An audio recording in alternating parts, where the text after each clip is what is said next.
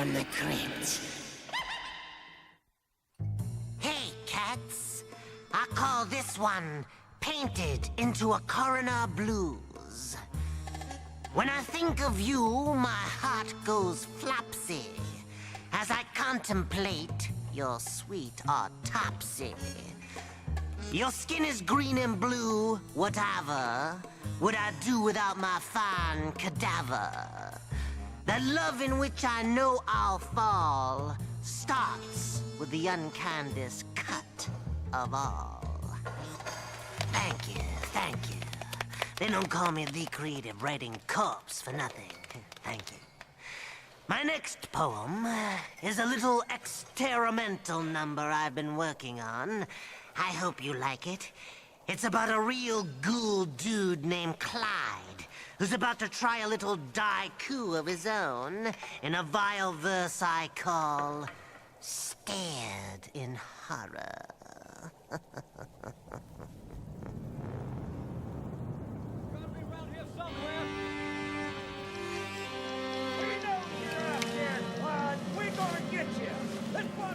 Chapter, buddy boy. Come on, we're gonna string you up and set you out like a straight kill 5-point gun. You hear me? You got that foot roll? Watch yourself. Come on, boy. Let's go. Shot that right over there. Keep it right out, boy. Come on, come with me. Take that in.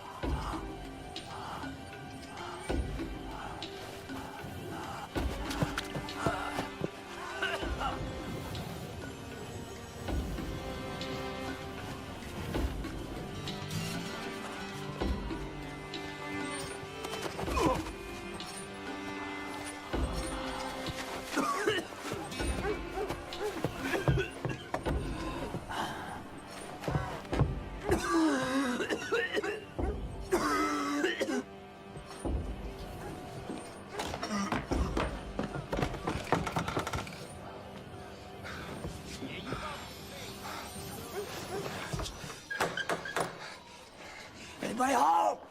Yes? Lady, I'm hurt real bad. You think you could help me out? Oh, you poor thing. I wish I could let you in, but I'm all alone. Oh. That's all right, I understand. I wouldn't want my own mother to open the door middle of the night. That's all right. I understand. I just... Young man, mercy.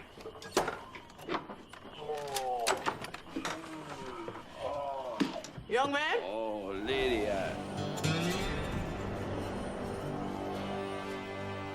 Well, look at you. Damn.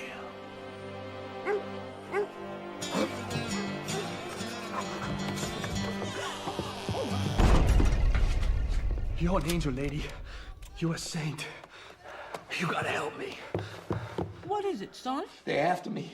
They're gonna hurt me. There's this little girl, but her daddy don't understand. And now them dogs, they gonna tear my ass up. Well, why don't you tell the sheriff? I'm sure that he's helped you. That's the problem. It's the sheriff's daughter. Oh, is that all? As if romance were a crime. Oh, Shop, my little babe, she's so pretty, but her daddy, he thinks I'm pop born, you know, no good. He says she's too young for me, but I don't mind. I expect a nice-looking young man like yourself be hanged 30 times over by now. Oh, Lord. Hey, this is Law. You open up in there now. Don't worry. I'll protect you. Hey, you in the house. This is the Law. You open up. Hear me? I'll just tell him you're my husband.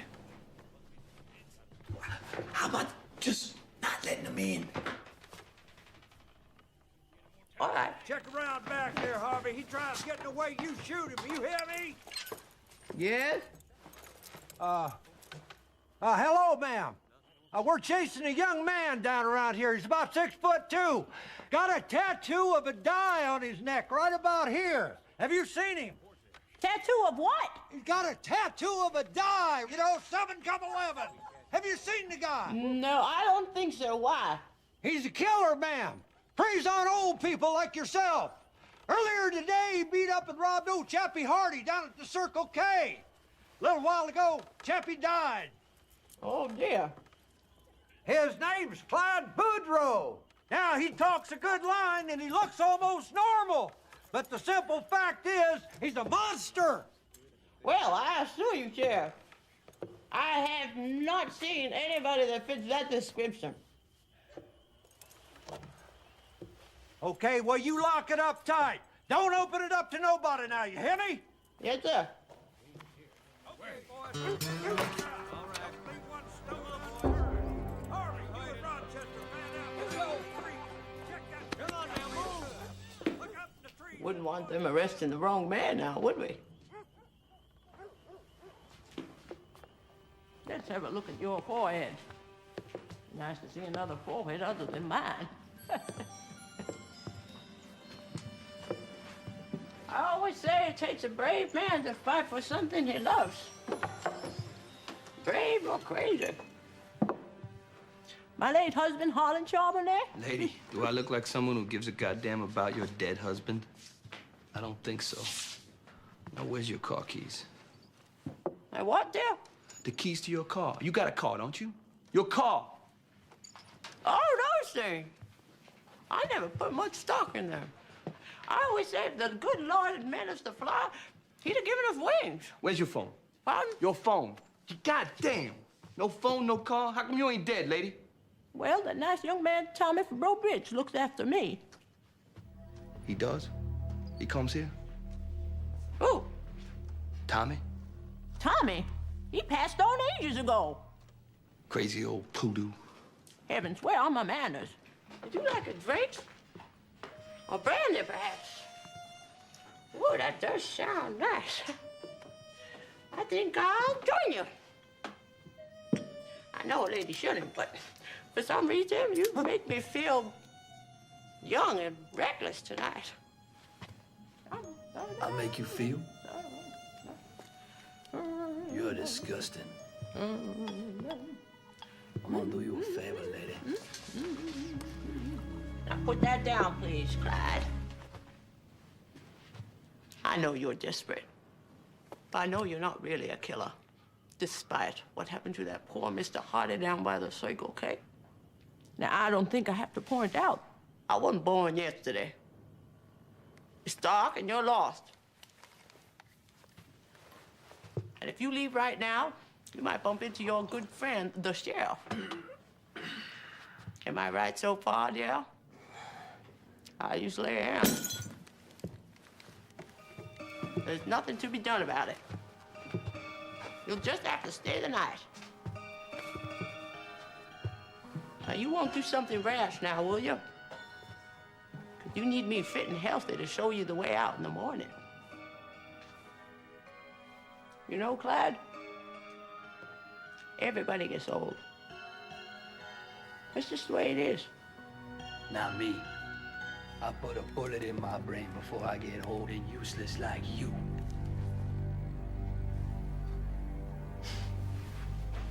All right, dear. Now, call me old-fashioned. But I'd appreciate it if you just stay downstairs. Young buck like you wouldn't want your visit to be misunderstood. Good night. This is worse than Morgan City.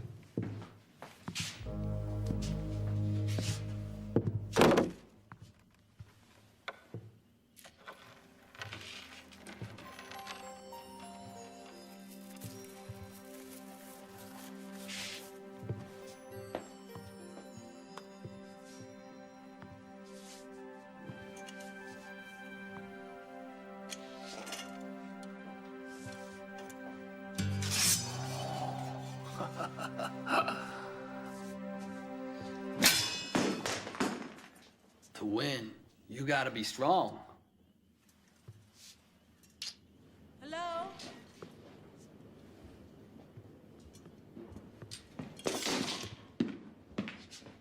I knew that old bat didn't live here long. Clyde?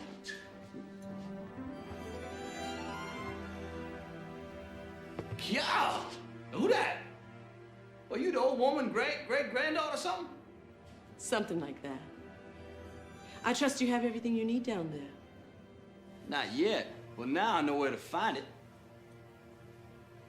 What do they call you, darling? Lillian Charbonnet. Call me Lily. Okay, Lily. Not such a good idea. Why not? Oh, you afraid we're gonna wake up the old mummy? It's not that. It's... This house has rules. Okay, well then you come on down here. Well, I don't know. It's late. Come on, Shell. Just want to get a closer look at you. You promise you won't bite? Well... Nope. Come to Daddy. You devil dog. Why don't you mix us up a couple of highballs? And I'll be right down. Yeah, you're right.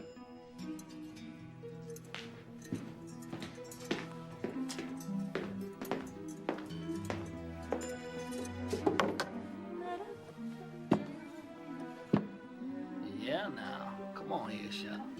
I got one for you.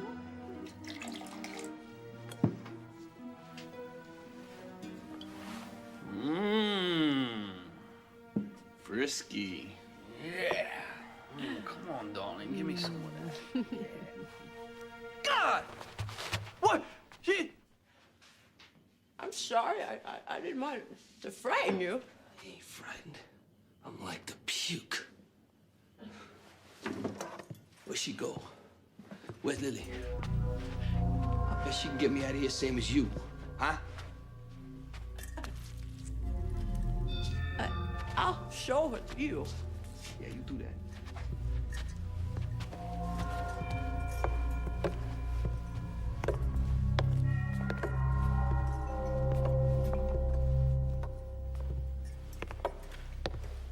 There's something I should tell you about Lily. Why she dressed like that? First communion.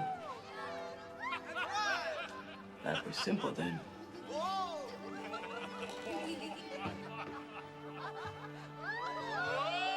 Oh, thank you. Who this old fight? Her husband. He was so dashing in his uniform. I'd like to offer a toast. The most beautiful bride a man could ever ask for. My Lily.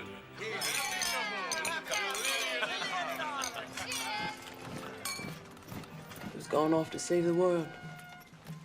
She couldn't help it. All alone. No word from him for months. No one to tell her she looked pretty. And one night, this young man came to the door. Is anyone there? Yes. May I help you? Pardon me, pretty lady. I'm sorry to be bothering you. I seem to have lost my way. Oh, my goodness. Are you hurt? You look famished. He was hungry. Well, please do come in. Come in. He was beautiful. That morning, her husband came home without warning and found them together in bed. Filthy pig! Get out of He here! took the young man by the throat and started to drag him down the stairs. What? Please, I didn't know. No, Harlan, no! Get off me! Please, oh, Get stop! off me! He would have killed him if I hadn't remembered the pistol in my dresser drawer. Harlan, stop! Blood everywhere. No young man will ever climb these stairs to your bed again. He was dying and he cursed me. No young man will ever climb these stairs to your bed again. Nor will you descend these stairs in a shape that pleases men. Hey, how you do that? With mirrors, right? That's right, with mirrors. See for yourself.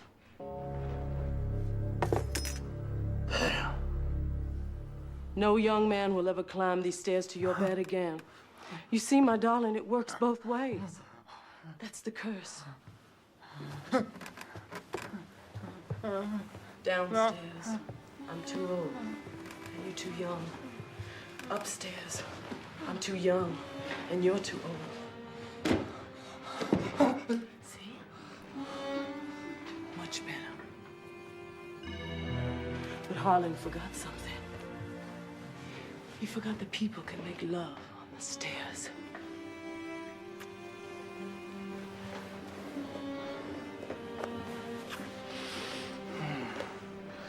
So are we like immortal?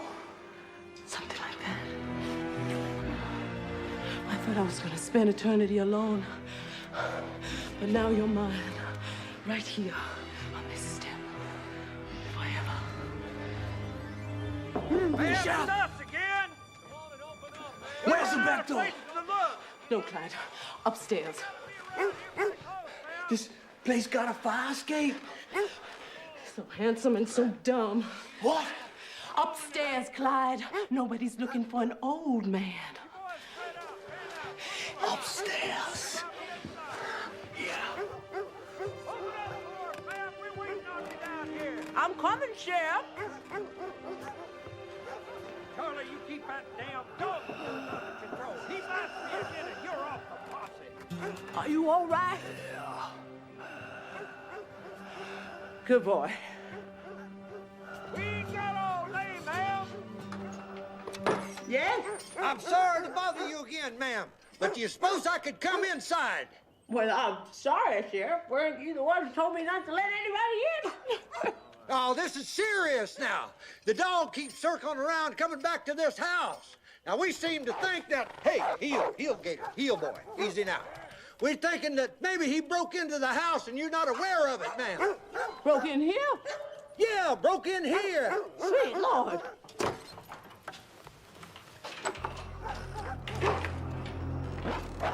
Hey, settle down now, Gator. Heel.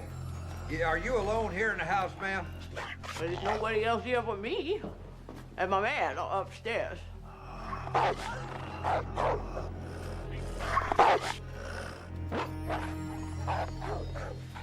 I would dearly like to look around if you don't mind. Chill out, Gator. Settle down. Give it a break. Easy now. Well, honestly, Sheriff, I'm fine. Well, fine, my husband and I.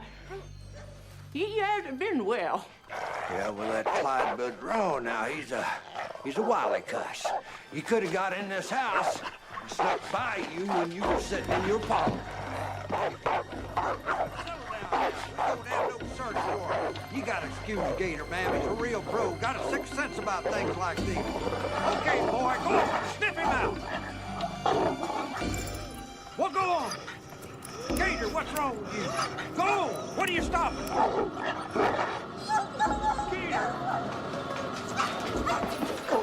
Well, I am terribly sorry, ma'am. I guess my dog got confused. Quite all right, officer. Thank you for stopping by. I'll be sure to keep my door locked just like you said. Yo, Gator, here, boy. Where'd Gator go, Harvey? You just let him run right past you. We did it, Clyde. They've gone.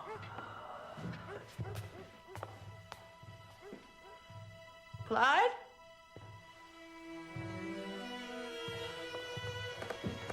Clyde?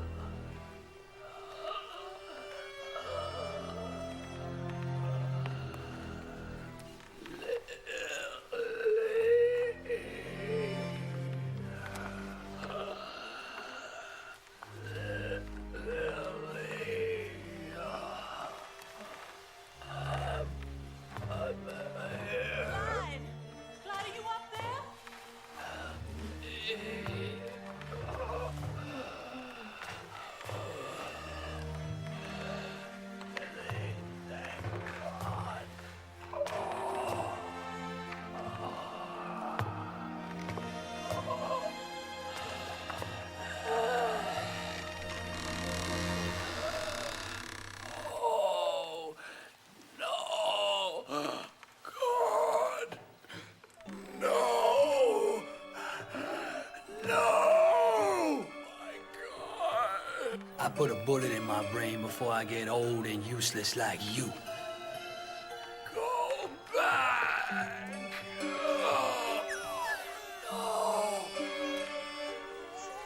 No.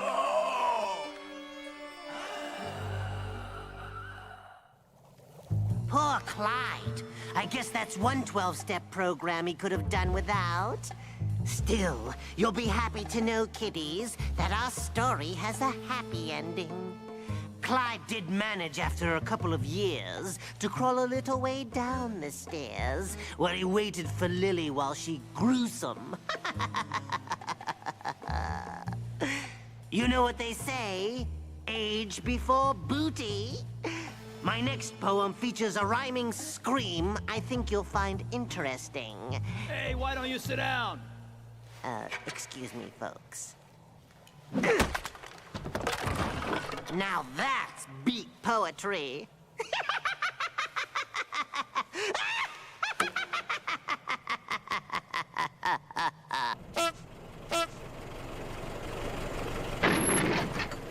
Oh, hello, kiddies. You're just in time for your driving lesson. Today, we'll be learning about parallel parking and the right way to look behind when hacking up. But first, I thought we'd go over a few common hand signals. This, of course, means you're turning right. And this means you're turning left. And this means...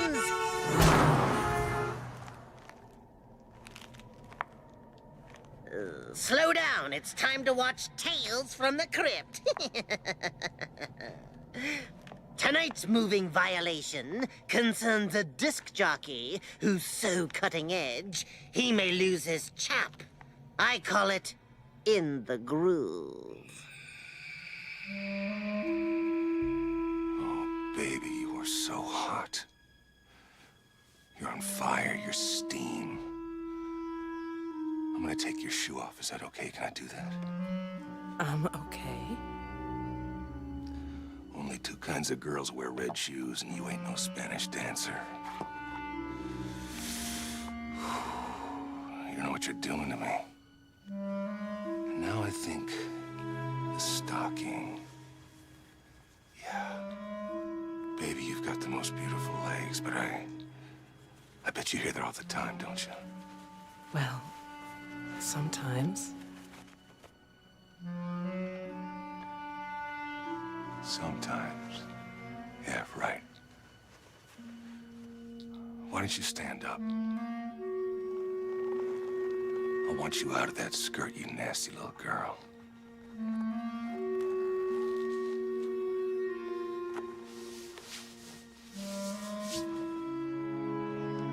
God, you look so good in that G-string. I don't wear G-strings. Okay. What kind of panties do you wear? You know, regular ones. Fine, whatever.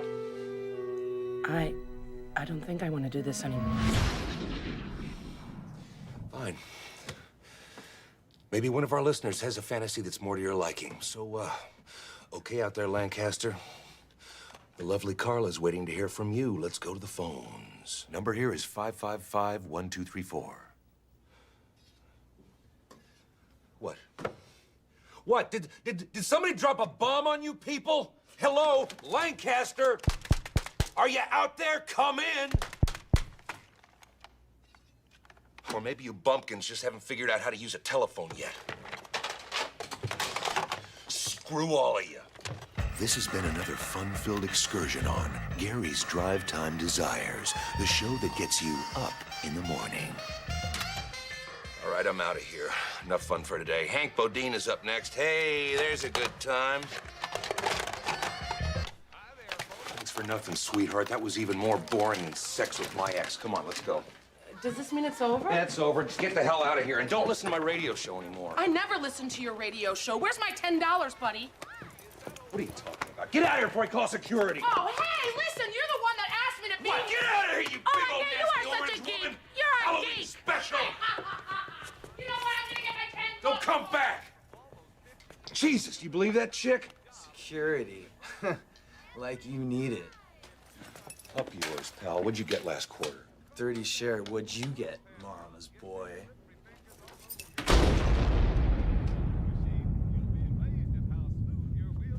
Not a 30 share. Oh, not even a .30 share. I want him fired. Oh, you're the one I wish I could fire. I just got off the phone with the only sponsor you had left. Hendrick's Auto Body walked. Hendrick's Auto Body ran. I'm moving Hank to drive time, shifting you to graveyard.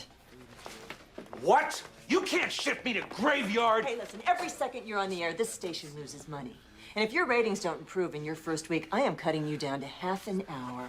You don't have the authority to do that. It's all in the will. No. Mom left us the station 50-50. I can do whatever the hell I want.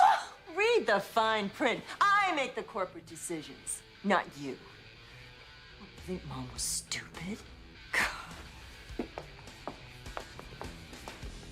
God, if that woman were alive, I'd kill her! Show some respect. By the way, you won't be alone in your new time slot. I've decided to partner you with someone. What? She's a fan of yours, if you can believe that. Been bugging me for months.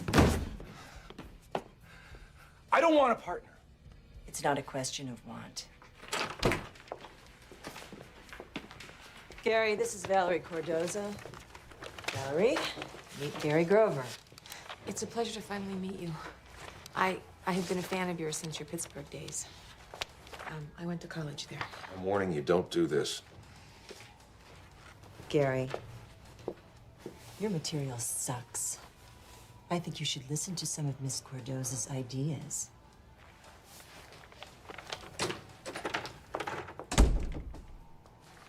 I wouldn't be here if I didn't think I could help, Gary.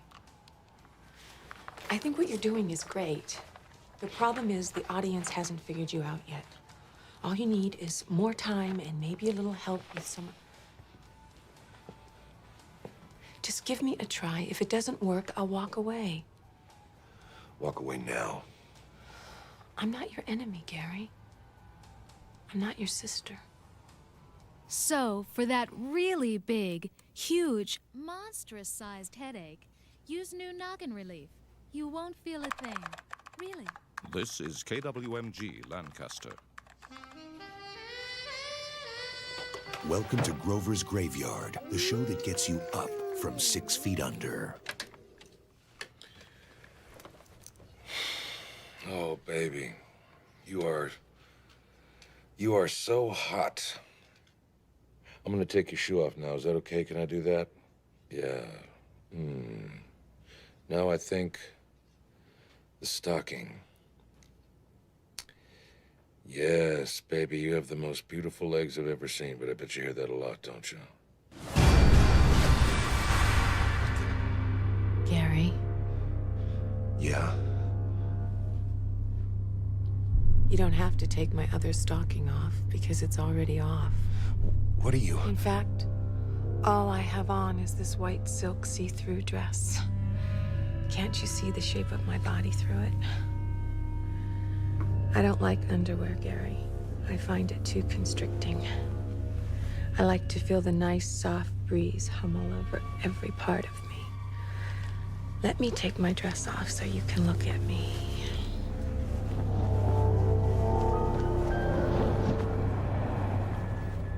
Do you like what you see? Oh, yeah. Let me feel what I do to you, Gary. Oh, my. Did I do that? What are you? Oh, Gary, you animal. You're in the studio. I've never even done it like this before. Oh, Gary, I just can't resist you.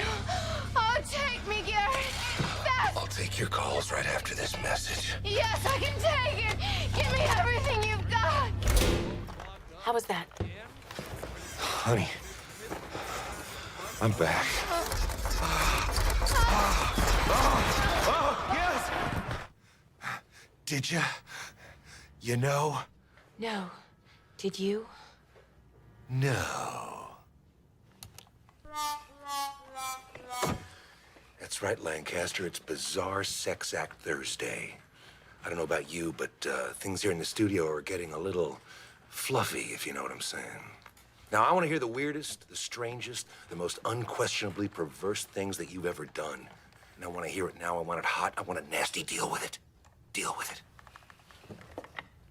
Oh, and Mom, if you're listening, I don't want to know about it. Let's go to the phone, shall we? You're on the air. Shock me. Hi, Gary.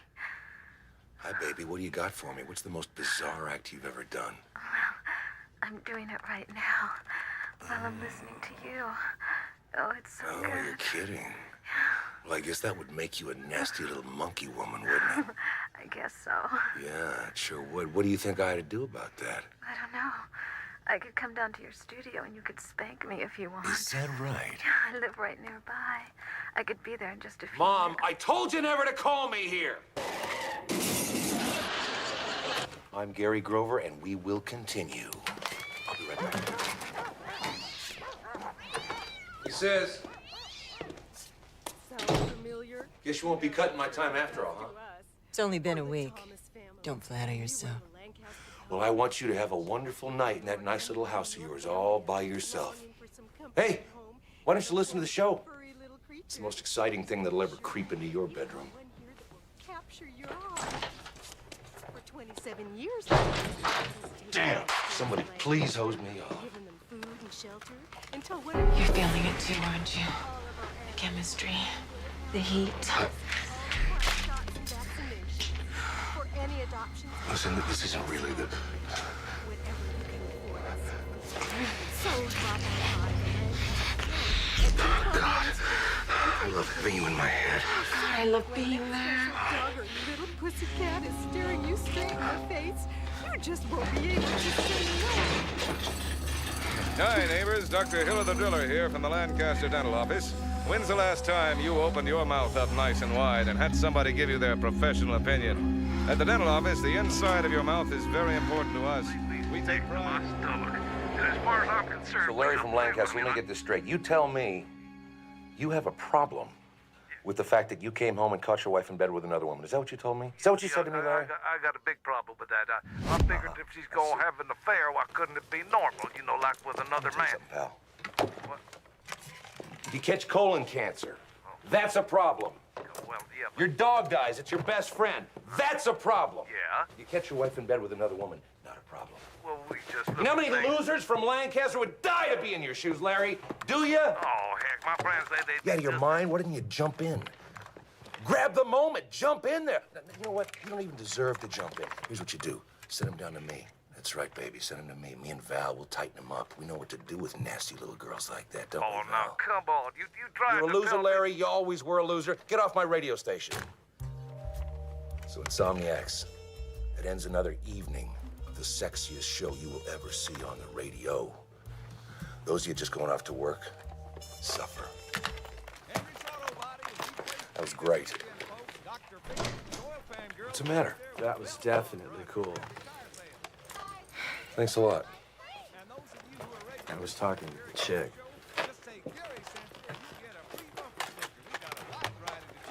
Don't get too comfy in that drive time slot, buddy. Val! Val, will you wait a minute? What's the matter? What did you run out of there? It's the show. What is wrong with the show? The show's great. Next rating book that comes out, we're going to be ready to expand the entire station group. What's the problem? Not if we keep doing what we're doing. What are you talking about? All we ever talk about is sex. Yeah, so? What's the problem with that? That's what our audience wants to hear. No, that's all we give them. We're better than that. No. You see, they want to forget about their pathetic, impotent lives. It's called escapism, entertainment. What's the matter? Do you trust me? Just take me home and find out. Oh, Jesus. Val! Am I going to see you later? Haven't gotten any action lately. Okay, so we'll start off with the Unfaithfully Yours sketch. I ought to get some juicy confessions on that one. About 2:30, I think we'll go to Fantastic Fetishes. Be there or be square. Okay. Let's say we did talk about something else. What, for instance, might that be? You have a lot of strong opinions, Gary. Why don't you say what you feel for a change? About what? Hey, Lancaster, it's Gary Grover. How y'all doing? Tonight, I thought that, I have something for you that's gonna be a little different. I don't know about you, but I've got a headache, so I thought that we might talk about... Come on.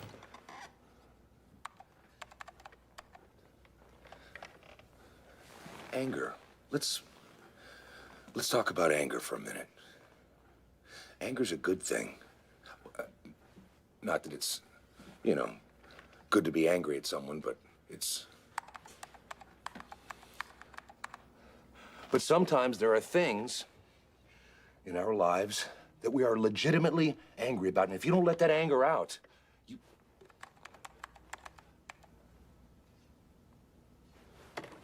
Let's talk about authority figures, shall we? I just can't stand anyone in this world who has authority over me and abuses it. You give some loser, a uniform or a suit, and all of a sudden they think they are God, making our lives miserable. Why? Because they can.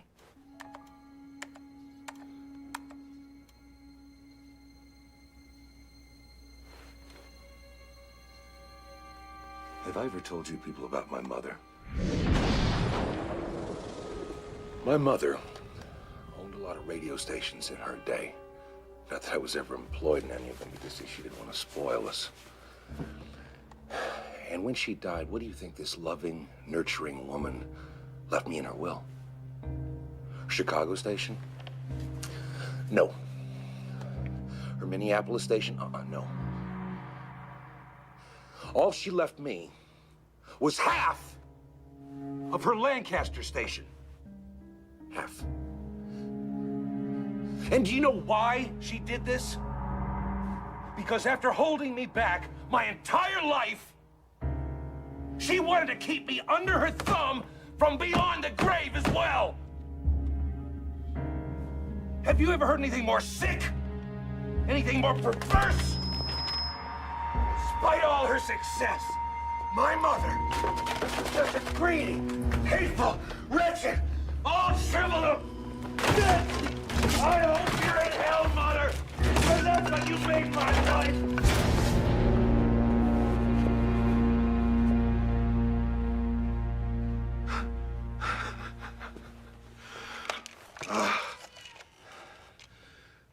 I'll be back right after these words. Are you so... Do you realize what you just did? Hopeless. That was unbelievable. That was better than sex. I am hereby giving you notice. Tomorrow is your last show. You can't do that, remember? Christ, will you look at those phone lines? Oh, Mother's will was very, very specific. No one is to defame her on the air, ever. I'm the hottest thing you got, baby. You couldn't get rid of me even if you wanted to. Oh, you're finished. All right, you want to get rid of me? Fine. I don't need this place. I can get a job at another station like that. Oh, I'm not firing you. I'm just taking you off the air and holding onto your contract. And never came to see us at the No one else is going to be able to touch you for years. Killing anybody, even if it's just a member of your own family or yourself. You can't do that to me! I won't let you do that to me! I'm sorry, this whole thing is It's not my your fault. Listen, she lives for vengeance. Do you know what I mean? Ever since we were kids, I mean, she would take the prize of the box of cereal or eat all the little tasty treats. But if Listen to me. What happened last night was great radio. You heard the callers. We are on to something, and I'm not gonna let my sister stop us. She's got us. What are we gonna do? Kill her? That was a rhetorical question.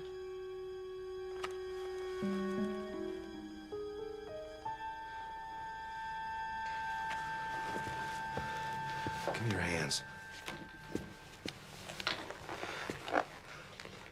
I'm gonna put something in your head for a change. We won't get caught. We'll kill her while we're on the air. What? She's doing this to both of us, fellas. Just hear me out. We'll pre-tape a segment, say 20 minutes worth, and around 1:30 we'll start rolling it. You'll drive me to Rita's house. I know her house. I'll go in a window and make it look like a burglary. I'll go to her bedroom. And while she's asleep, I'll kill that little rat bitch.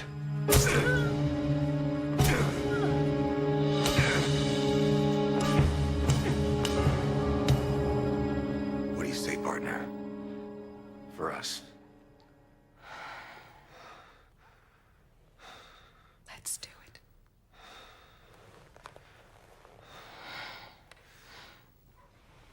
Because planning so many meals a week and trying to keep my family satisfied can be hard work. Mrs. Anderson discovered the newly opened Kitchen Cove in downtown Lancaster. It's great because they have all sorts of things on the menu and everybody can find things that they like. Oh, even my son, he's a tough one. He usually doesn't like anything. The Kitchen Cove at 609 Main Street.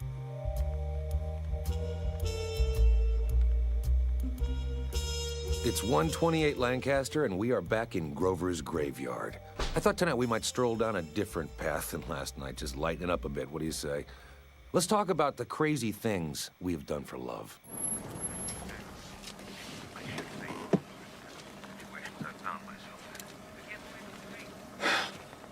Right back.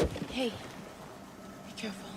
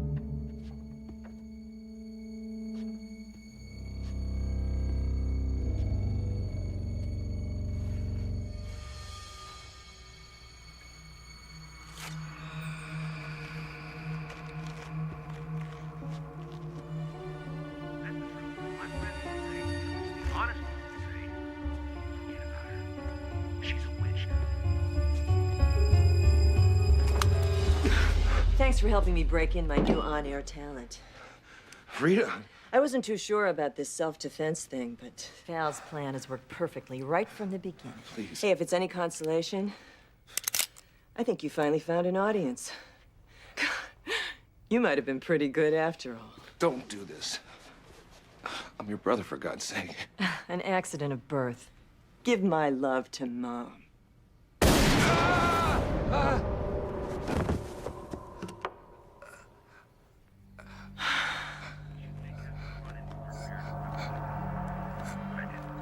See, the problem was, I was nuts about her. And I was totally blinded from seeing what a fool I was. I'll tell you, it's amazing sometimes what you'll do to close a deal.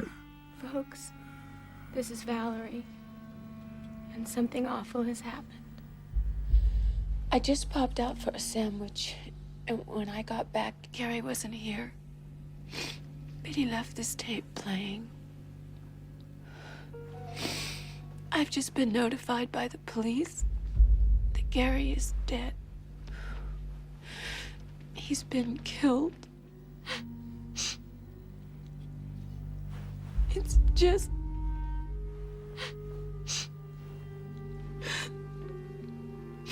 I know that this is hard for me. And I'm sure it's hard for all of us. But at least we have each other. And the phone lines are open.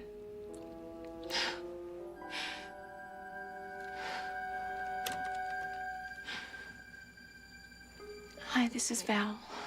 My gosh, Val, this is such a terrible thing. I mean, all I can say is I'm just so glad we have you to talk to tonight. And I feel I can speak on behalf of everyone here. People are going to be talking, let me tell you. We all love the show so much, and we stay. Poor Gary. Talk about being number one with a bullet. Looks like he'll be the morning man after all. As for me, kiddies, I guess I better start practicing what I preach. I got caught going a little faster than the speed limit, but the officer decided to let me off with a warning.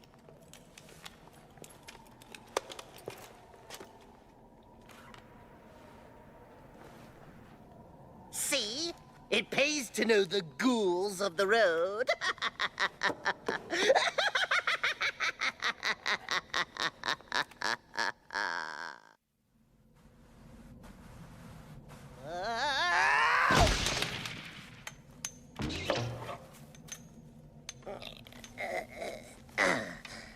Greetings, thrill shriekers. Care to join me on the scare lift? Good. Your pal the Crypt Keeper's quite the extreme skier. I just love the feeling of going fester and fester. Talk about exhilarating. Which is kind of how the man in tonight's terror tale feels. He's just started down a black diamond run of his own in a nasty nugget I call Surprise Party.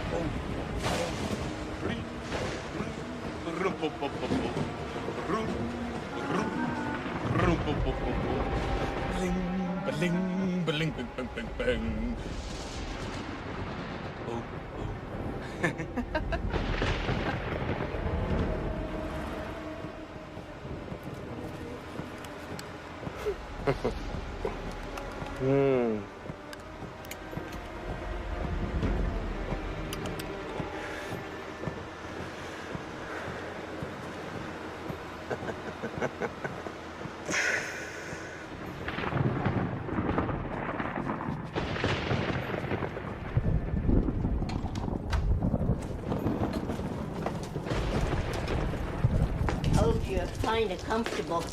Don't get too many folks up here. Glad to have you.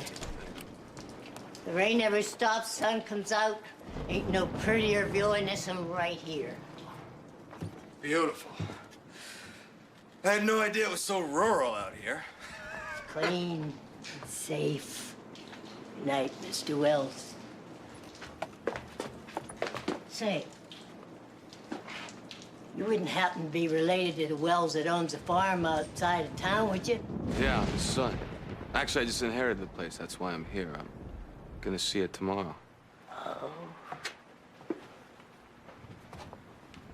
So you're the son of Desmond? Yeah. Is there something wrong? Not for me. So you're going out there, huh? Well, if that's what you want to do, some folks out there gonna be surprised to see you. Yes, sir. The place burned Yes, down sir. 20 years ago. How could there be anyone in it? Uh-huh. Well, I wouldn't care to find out. I just let things be. Just let them be. Ain't been anywhere near there for years, not since your father left after the fire. Well, then how do you know there's anyone there? Lights. Sometimes sounds. Could be imagination, but I ain't curious enough to find out. No, sir. No, Lights sir. on my property? What are you talking about, lady? God be with you. Good luck, whichever one you believe in. Yes, sir.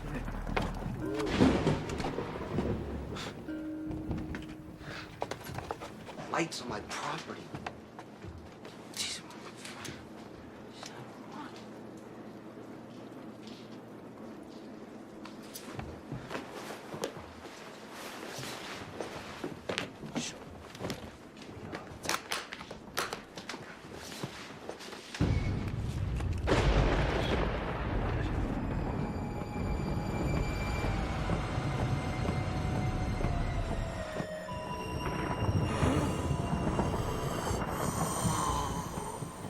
Mr. Wells. Mr. Wells. Mr. Wells. Mr. Wells, your son's here. I called him like you asked. He's here. Oh. Mr. Wells, can you hear me?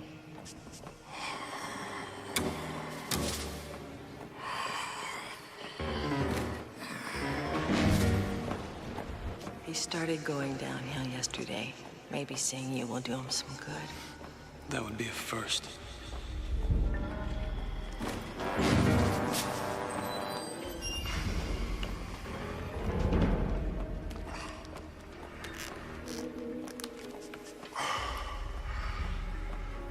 Thanks for coming. Well, I never thought I'd hear that. They tell me I don't have much time left, so I wanted to see you. You wanted to see me. Sure you did, you dried up son of a bitch. You had to squeeze out that last drop of feeling out of me before you died, didn't you? Ray, please don't talk to me like that. I drew up a will. Did it myself a couple of days ago. Yeah. I wanted to explain it to you. There was no damn explanation. The will's on the table. Get it.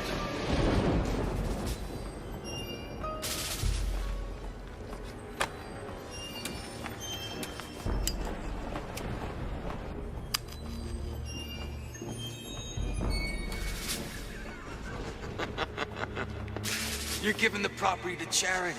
Charity? Ha! Ray, I'm doing it for your own good. What a guy. Wait. This isn't even official. Notary's coming tomorrow. That's fine. I'll destroy it today. Go ahead, I'll just make another one. Listen to me, damn it. That's the way the will stays. The fire destroyed everything. There's nothing left there but my memories. Ray. It's cursed grounds. You have to believe me. If there's only one thing I would do for you, it would be to see that you never set foot there. That property is mine, goddammit. You never wrote this will. It doesn't exist. And as your only surviving heir, everything you've got goes to me. What are you doing? You can't deny me what's mine.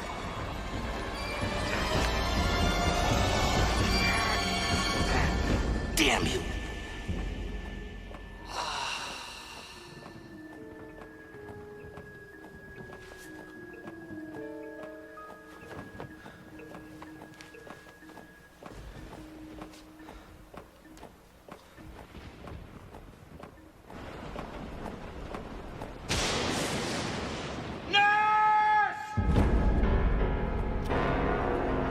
The property is mine.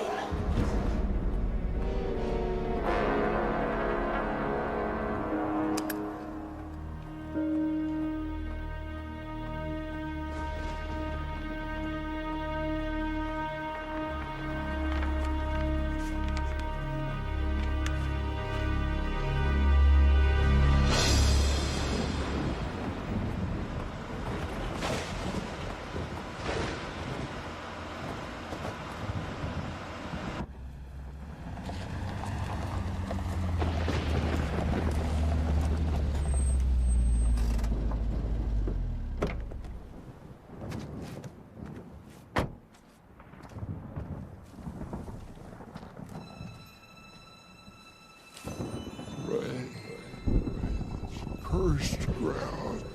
Never set foot there.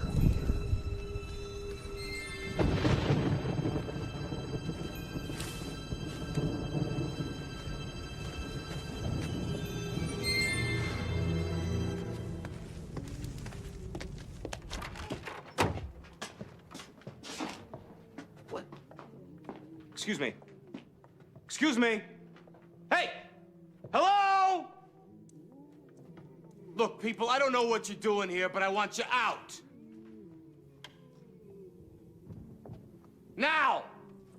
Do you hear me? Hey, Sweet Cheeks. Hey, man, you get your hands off of me. Are you stoned or what? Maybe a little partied out. Well, that's good, good, because I want you out of here in 5 minutes. Yeah.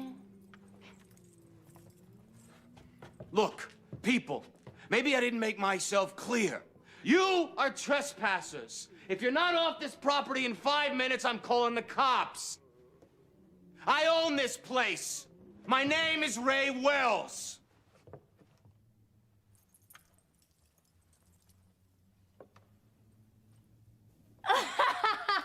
Right on! Wait, that's it. Is there a payphone near here? Man, are you kidding? No, you can ask the cops when they get here, darling, if I was kidding. Oh, man, it's such a nasty night out, and the police department's only got 2 guys. I don't know if they're gonna want to come all the way out here just to interrupt an innocent little party. Party? Well, trust me, darling, this ain't a party. Woo! Damn, where'd this hunka burning love come from? Hey, Mr. Wells, if you insist on tromping through the mud to turn us all in, then I insist that you fortify yourself first.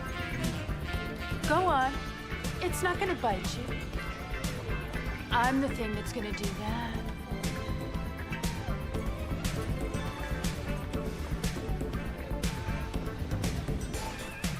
Easy, Slugger. That stuff's pretty rough.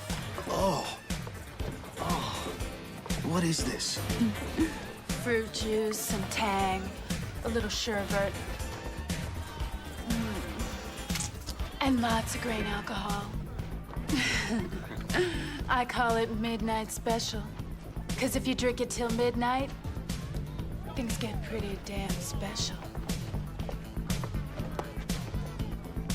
With this crowd? You'd be surprised. I'd be shocked.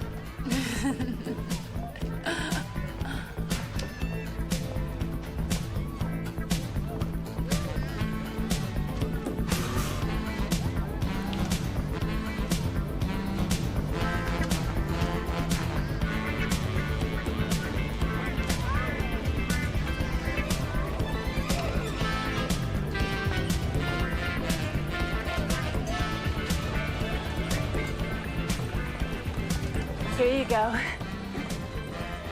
You feeling special yet? I'll let you know, Josie. It is Josie, isn't it? That's my name. I can see that. Tell me something, what are all these people doing in my house? We're waiting for you, Angel. We were so hoping that you'd come by and check out your property. Now that you're here, think of this as your housewarming. Well, that's very nice of y'all. You mind if I unbutton your shirt? Nope. Be my guest. Ooh.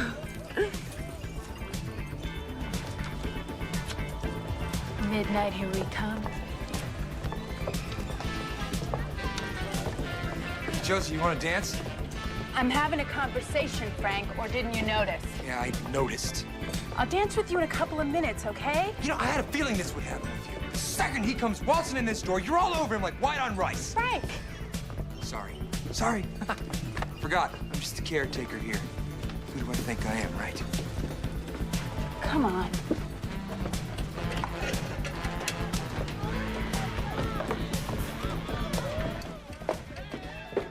Hold the lamp, would you?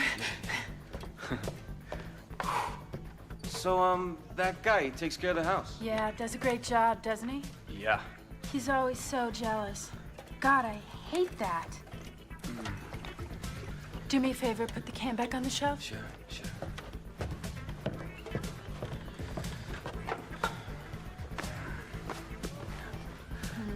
Fancy meeting you here. I can't tell you how much I've waited for this. Is that right? I know it sounds strange, but I always knew that someday you would inherit this house. I was just praying that you weren't going to be some pathetic little creature. And now you, Let's go. Yeah.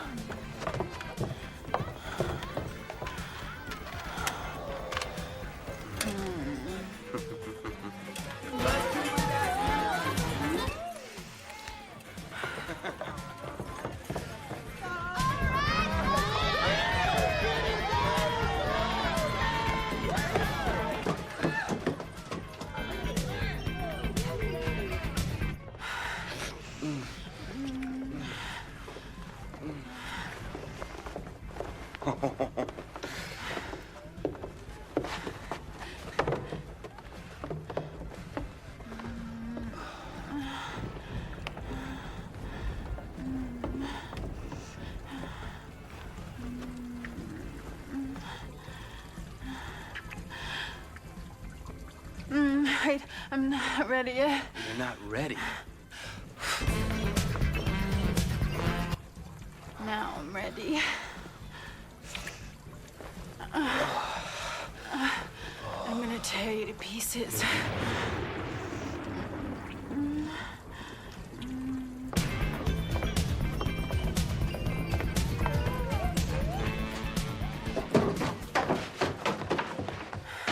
Son of a bitch. You think you can just walk into my house and take anything you want? Well, screw you, pal. I see you looking at my woman again, I will kill you. Oh! God, you got it wrong, pal! This is my house! And as for your woman there, bright boy, she was begging for it! Frank, stop it! Oh, baby, I want to kill this girl.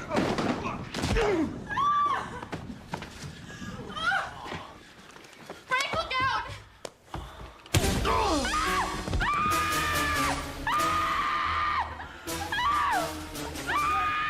okay, you can't be in my own house! It was self-defense!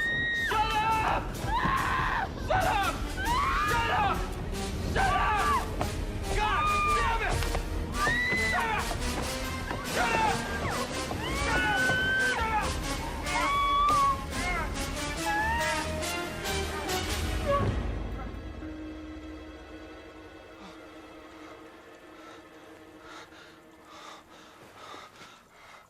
Oh, Jesus.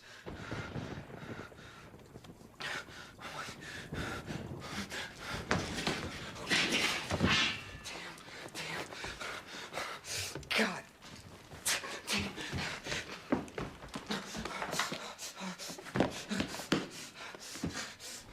You should have stopped screaming!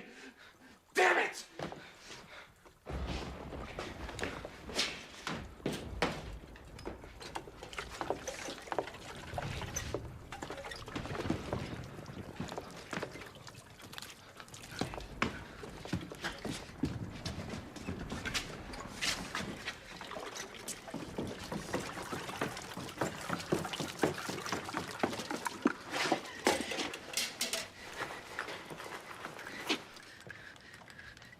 I don't think so, Ray.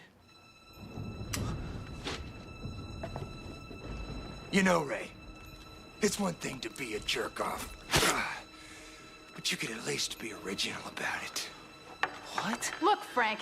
He's even got the same lighter his father used. Oh, what, Ray? Daddy never told you about his wild parties? He never told you about the one he threw in '73? That was a real barn burner. God, no. Yeah, everything was going great. Till he got drunk and decided he had dibs on my little girl here. And then when I walked in on him... He knows the rest, don't you, Ray? Roasting 15 people alive? Pretty rotten way to cover his ass, don't you think, Ray? Would you like to see?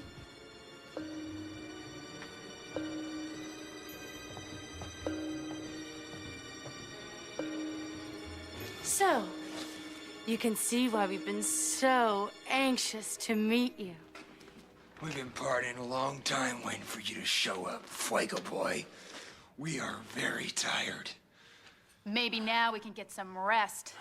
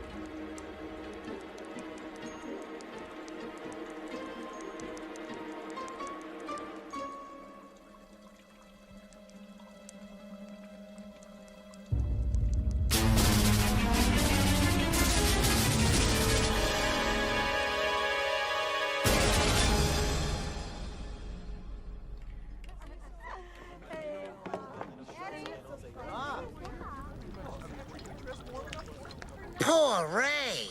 Well, at least he went out in a blaze of glory. Still, talk about a pain in the ash. Hi, Cripty. As for me, kiddies, I'm about skied out. Not that I didn't have fun, but these boots are killing me. Ow. Ooh. Oh, my. Now that's what I call the agony of defeat.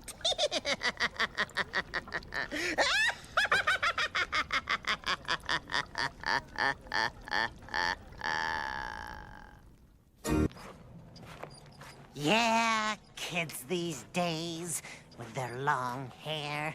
You can't even tell the boils from the ghouls. And when they do want a cut, they go to one of those fancy salons, like Jose Slaybear or Vidid Sassoon. It's enough to make you terror your hair out. I guess that towel was a little too hot. Still, I think it's a good look for you. Once it's grown out, I'm sure you'll love it. Which brings to mind the young men in tonight's tale.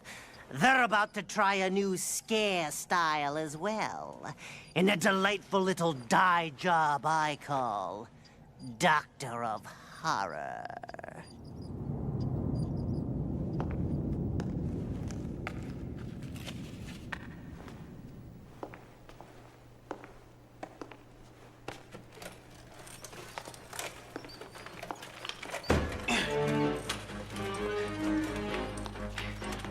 Callahan's mortuary has a 40-year tradition of service to uphold. Peace of mind and serenity.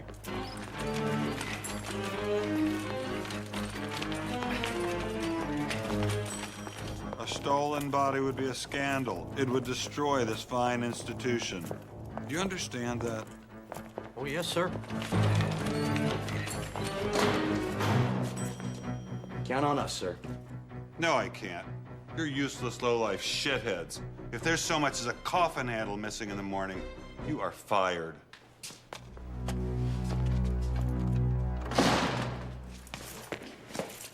Son of a bitch, who do you think you're talking to? Put his stupid ass on a slab. Richard, please try to remember. We need this job. Okay, Charlie, don't you have any ambition? What we need, my friend, is a break.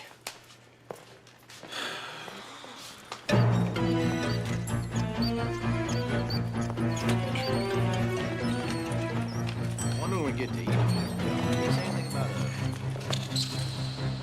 Hey. Hey! Jesus Christ. Hey, where you going? Where are you going? You're under arrest. No, you're not the police. No, but we can darn sure hold you till the real police get here. Let's go, old man. I can't believe this. We caught a body snatcher. Shut up. How much do you boys make? Excuse me? How much? Not enough. That's what I thought! Now I will pay you $500 if you will help me steal this corpse! $500 each.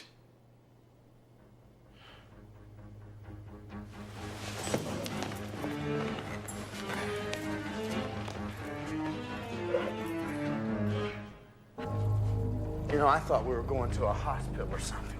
Yeah, right, Charlie. Hey, he said he was a surgeon, didn't he? Well, the man obviously works out of the home. I'm not allowed in hospitals anymore. Oh, boy. Which way? Oh, here. The wine cellar. Good, I could use a drink.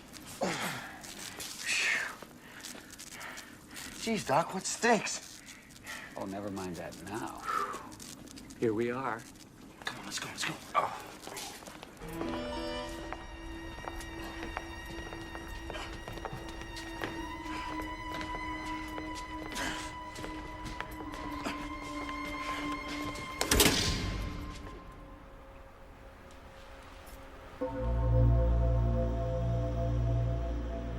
So, just what are you gonna do to her, Doc? Well, that, my boy, is beyond your imagination. Oh, there's nothing perverted about it, if that's what you're worried about. I'm searching for her soul. Oh, shit. Dude, he didn't do nothing yet.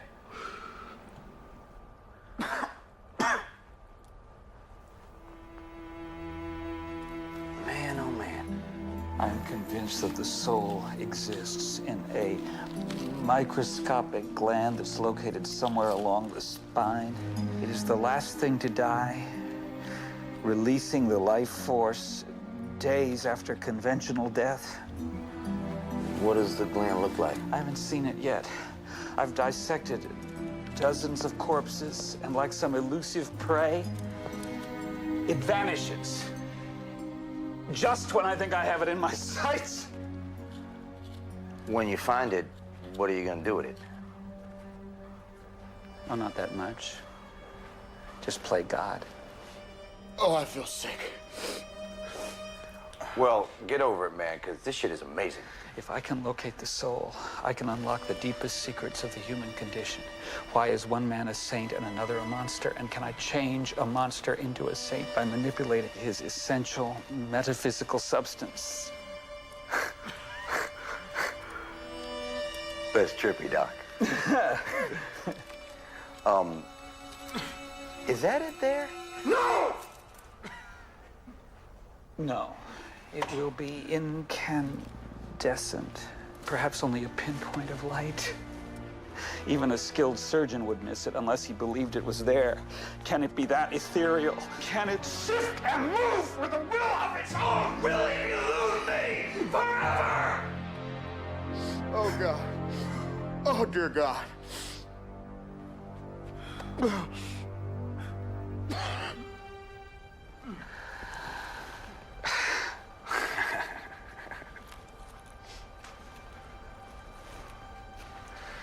So, the search continues. You still want that drink? Sure. Got some work for you here. Only another $500. Oh. Well, normally I could dispose of them when it suits me, but this freezer's been acting up. It's 40 years old. Well, this is gonna cost you a hell of a lot more than $500. Oh. All right, Richard, how much? Well, a lot more. Well, 600. Ha! Done. All right. There's an old well not far from here. It's ideal for disposing of things. Okay.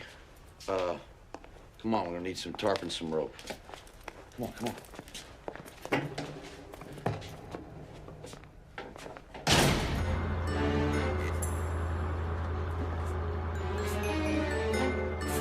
He's trying to steal their souls.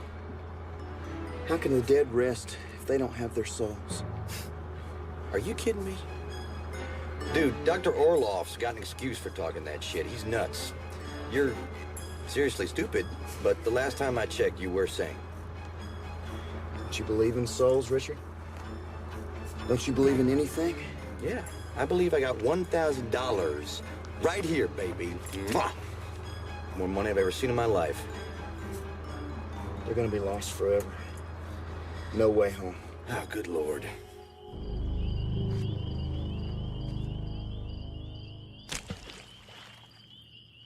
Yeah, that's plenty deep. Charlie, hoist up one of them suckers. I'll be right there. Charlie. Charlie. Charlie. Hoist.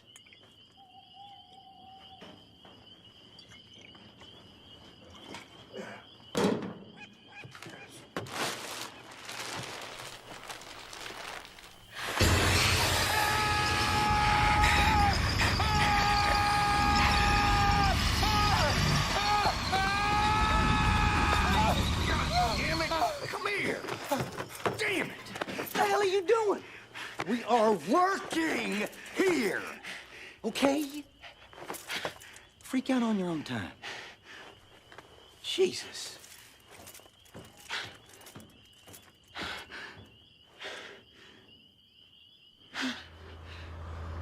You know, I still don't feel good about this. Yeah, well, I do, Charlie. just gotta keep our story straight, okay? We got a little drunk, we fell asleep. So it's exactly what that prick would expect us to do anyway. We are off the hook, baby. Yes, we are. Off the hook. Yes, we are.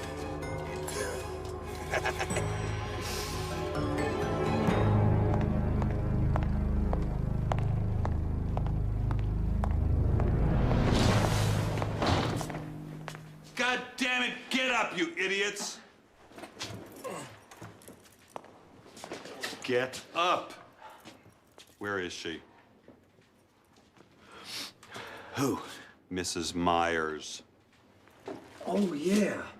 Oh, sir, I don't know. We were patrolling the halls all night. You're lying. No, sir. What's this? Drunk. You're drunk, and I'm going to lose a 40-year business because of it. You're fired. Get out of here now. We're fired, huh? You're fired. Fine, we're fired. You know what? We didn't want your shit job anyway. How'd you get that mud on your boots? How'd you get that tear in your jeans? Charlie, let's go. What have you two been up to? Charlie, let's go. You took her, didn't you? I'm going to the police. You stay right here. I'm going to the police. Damn. Sir. Sir, I just want to explain one thing, okay? 1 second. Sir, could you stop running, please, sir? Sir, please don't go for the cops, sir. Can I just say one thing? Sir, please. Hello? Sir. Oh, sir. Sir. Sir. Sir. Sir. Sir. Stop it. Get off. Get off me. You're killing him. What do you think I'm trying to do? Sir. Listen. Do you want to go to jail for murder? Huh? Is that what you want? Oh, thank God. He's still alive. Okay, all right, look. Let's get him to Dr. Orloff, okay? All right? Yeah. He can take care of him. Yeah, Dr. Orloff take care of him real good.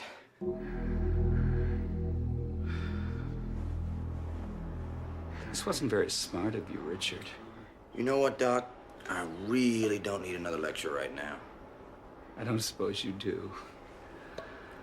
All right, you two wait in the hallway. I'll have more work for you. Yes, sir.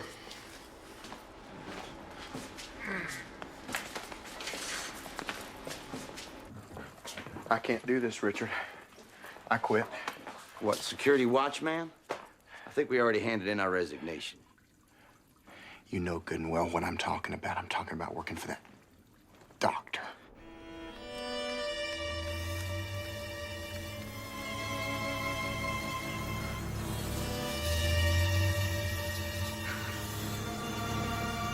Why? Why would you want to quit? We got a good thing going. Because it's wrong. It's wrong? Yeah, it's wrong. Charlie, we're carting around dead people. I don't think they care. Their souls care, Richard. Oh, God, would you please change the tape?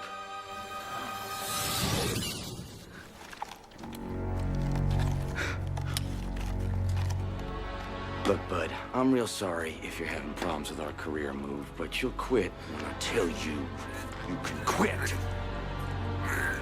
Okay? Boys! Come in here, hurry!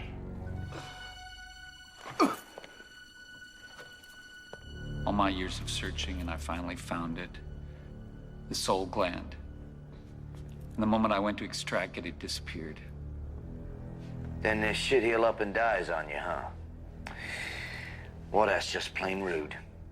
I don't fully understand why I found it now. But I did. Oh, I know why you found it.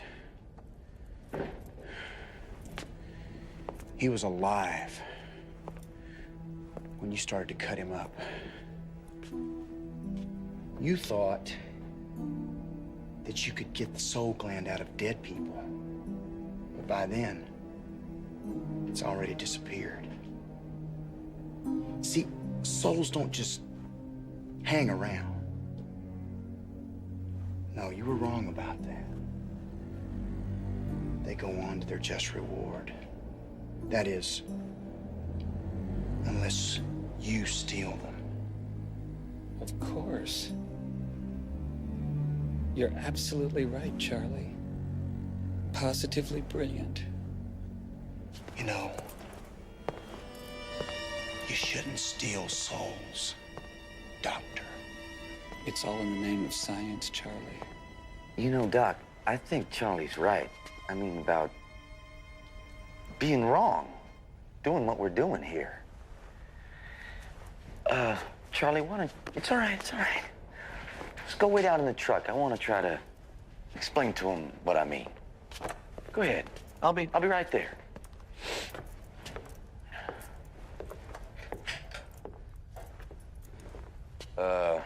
We got a Charlie problem here, Doc.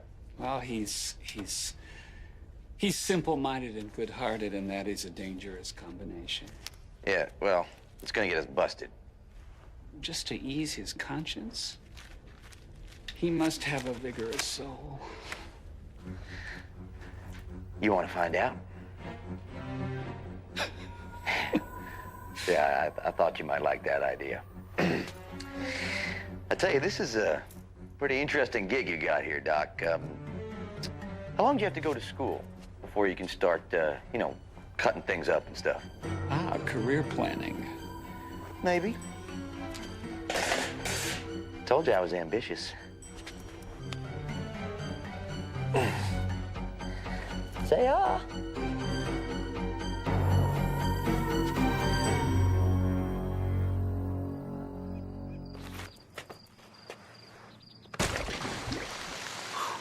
Okay, all right. That's it. I'm finished. Charlie. Dude, listen. I'm real sorry I went off on you like that before. Anyway, you want to quit working for Dr. Orloff, you go right ahead and quit. I've already quit. You want a drink? Have a drink.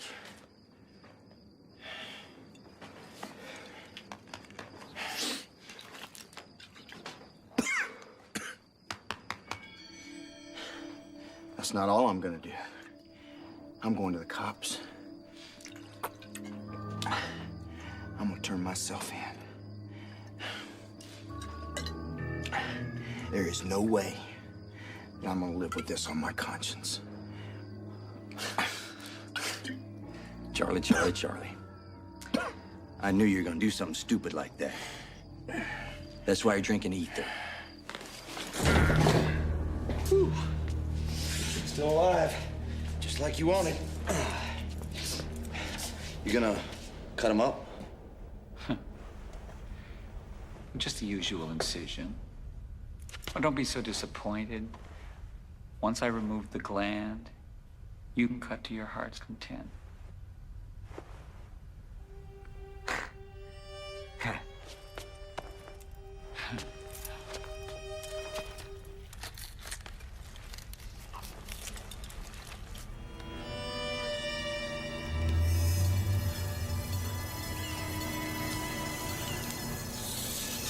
Extraordinary. The better the soul, the stronger the light. I must preserve this immediately.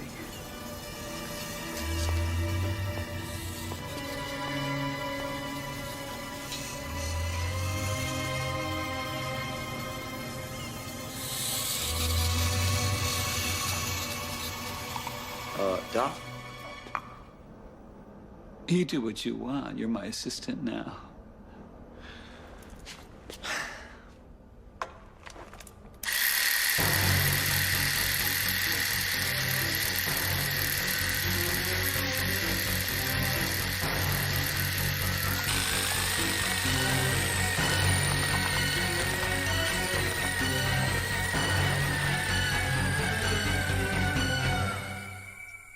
Here we go, Charlie.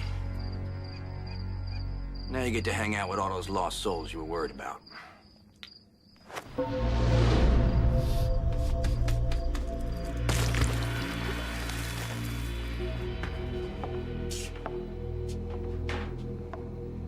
Hello, Richard. Hey. Hey, Doc. Champagne's on me. Guess what we're celebrating? What are we celebrating? My new pay raise. Oh, Richard. You're not getting a raise. Oh, yes, I am. All the deliveries I've been making, all the souls you've been collecting, and I've been so quiet about it. So far.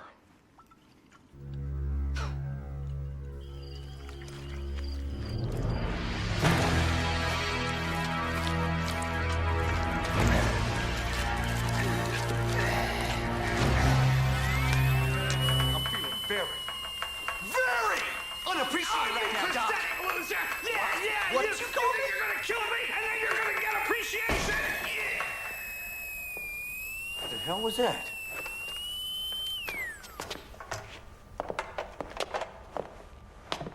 What have you done with my soul?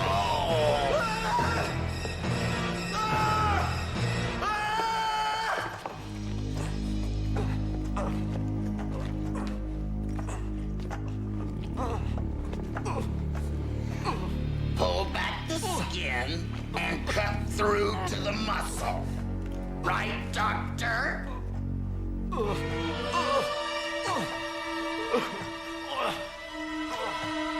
Darlie, no! Darlie, what are you doing, man? Come on! Not much. I'm just going to play God. I'm gonna steal your soul, Richard. No! Darlie, come on! You don't want to hurt me. Come on, you're good. On the contrary, Richard. I was good. You stole my soul, remember? Darlie, no! Darlie, no!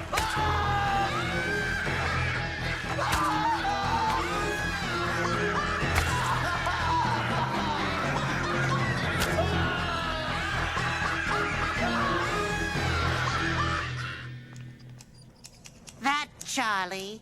And you thought he was mixed up before? As a matter of fact, I just got a card from Charlie. He went on to open a chain of private clubs for dismembers only. Oh, and Richard went into medicine, specializing in intensive scare. So, I've got a free chair. How about a little trim? I promise I won't take off too much. Shave and a haircut, 2 bits.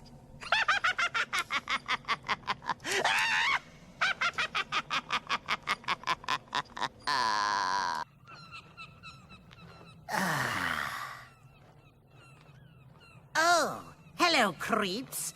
It's your old pal, the Big Scarehooner, enjoying a little surf and sand. Hey, babe, want me to rub a little suntan lotion on you? Ooh. Boy, do I love the beach. Hey, you! Watch it! Get a tan.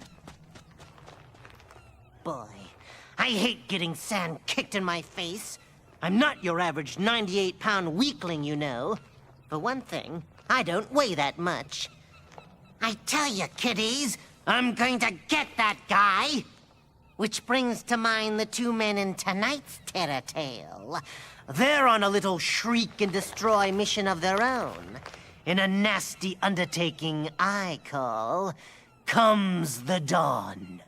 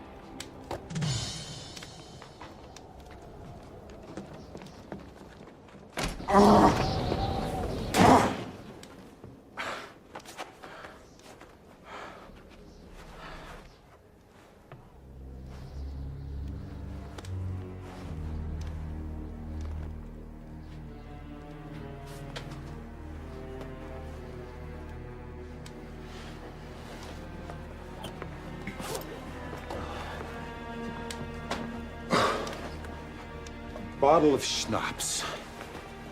And 2 glasses. A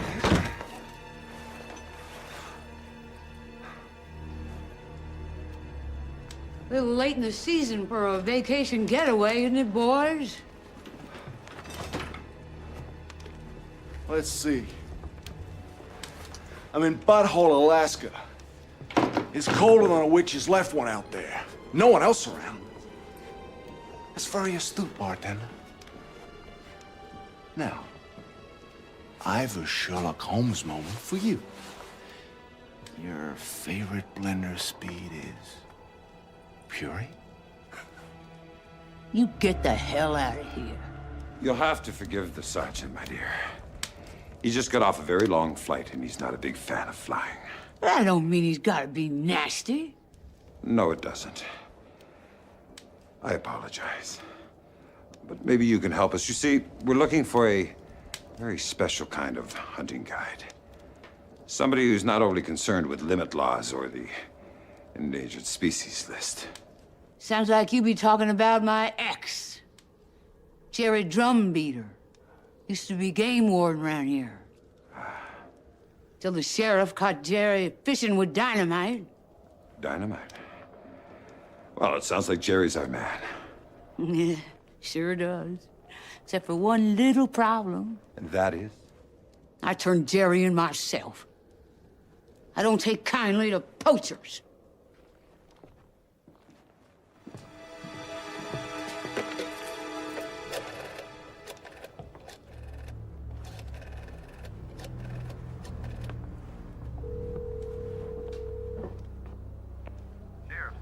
Yeah, give me the sheriff. What the hell do you want?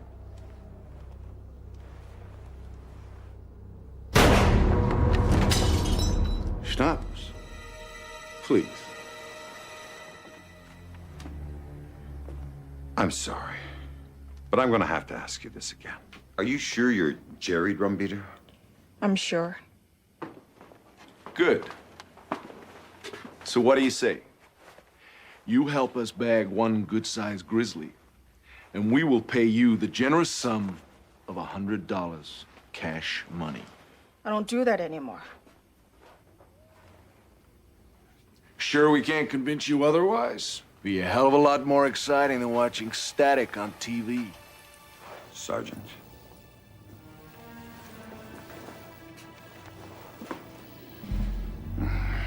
Enough of this. On your feet, soldier. That's a direct order from your commanding officer, retired Colonel Parker Thomas, 477th Infantry, Desert Star.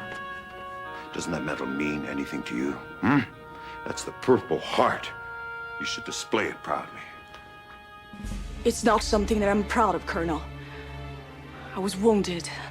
In a firefight, our APC was hit by mortars. We were 2 clicks outside of the City of Jalabash. I know because I was there. 12 dead, 22 casualties. It's nothing to be ashamed of. Those Iraqi bastards got us with our pants down. But we showed them who was boss. We shelled the shit out of them. I know because I gave the order. You did? That's an affirmative, soldier. The colonel here saved your ass. It's payback time, soldier. Now, what are you gonna do about it? Corporal Drumbeater reporting for duty as ordered. Sir. Outstanding, soldier. Now let's bag ourselves a bear. Is this where we're going?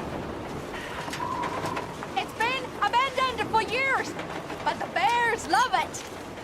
Perfect place for a winter hibernation. Very good, Colonel. Great. Indoor hunting with Grandpa and his new girlfriend. What are you doing now? Would you prefer to work in the dark? What is this place anyway? It used to be a government weather station.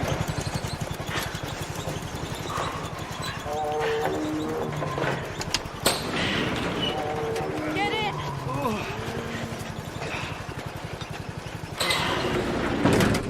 Weather station. Some sort of covert Cold War military base, more like. The kids took over this place. What is it called? Sam moved out. Had their own playhouse. And then some kids started to disappear. Parents thought it was too dangerous to leave as is. So they had the whole place boarded up. Good. Can't protect your own children. Who can you protect? Spoken like a true leader. Thank you.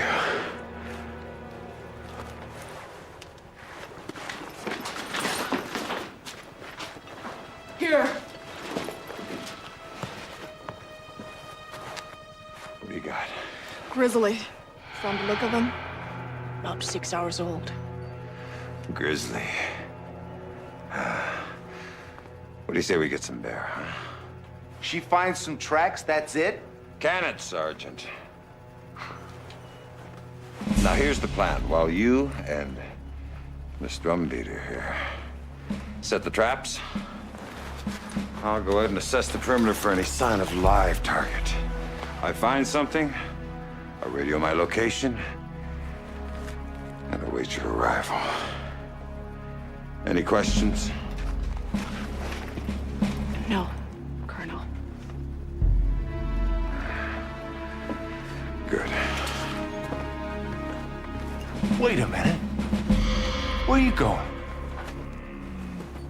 Aren't you gonna help us here? I'm in charge here, Sergeant. And though you may think of my advanced scout as an attempt to avoid strenuous labor, I choose to see it as the culmination of 20 years of military protocol and training. Now, partnership or not, somebody always has to lead. And in this man's army, that's me, Sergeant. Now, you just set the traps.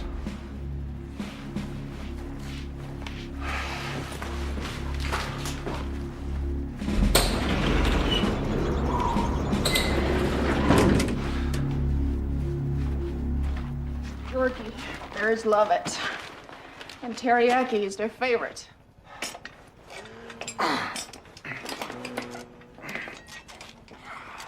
You need some help over there?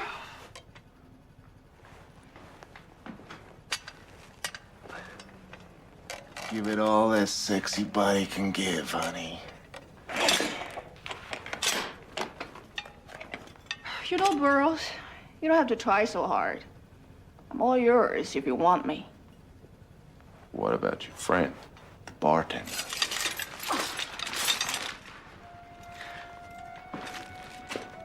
I like men too. Burroughs, you know, it's all meat. Some you eat, and some you kiss. Oh, the lesbian thing I can understand. It's you I can't figure. I mean, how can you be with a woman with such a rotten mouth? That's what made the relationship possible. Kidding, right? What's the matter? You find me a little too intense? Too bad. I had high hopes for you. I thought you had high hopes for the Colonel. I mean, you wouldn't be trying to play us against each other, would you? Why would I do that? Now tell me about this little hunting expedition. I get the feeling it's not for pleasure. You're hunting endangered species, grizzlies and brown bears. Why would we be doing that? A gallbladder alone is worth about $64,000. $64,000 for one organ? How much did the Colonel tell you they were worth? Isn't it a 50-50 split? 70-30. He's the one with all the connections. But what if the Colonel wasn't around? What if he died? accidentally. Life goes on, I guess. It's a seller's market. Sure is. Poaching is a very dangerous job. So I hear. Shit happens. I guess if something like that happened to the Colonel, you'd have to find a new partner. A 50-50 partner. Yeah.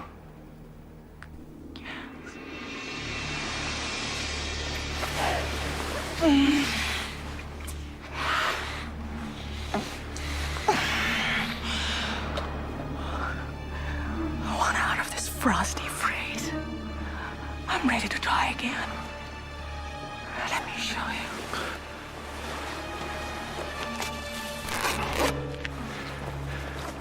What do you think,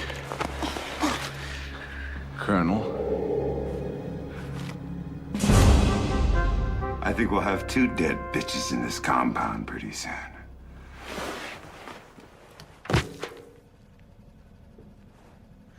Somebody already beat us to the first one. But then again, I think you already knew that too, didn't you, miss? What's your game, lady? Sorry, drumbeater. But you don't fix what's not broken. Besides, Colonel here, he paints the bills. So you better tell us what's up. Or I'm gonna have to blow your brains out. You dumb son of a bitch. What the hell was that?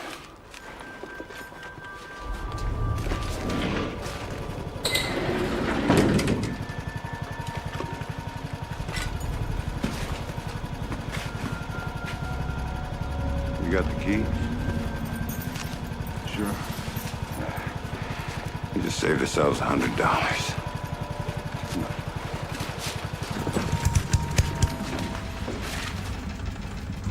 Damn, just killed the generator.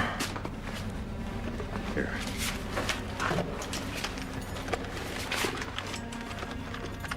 Take the lead.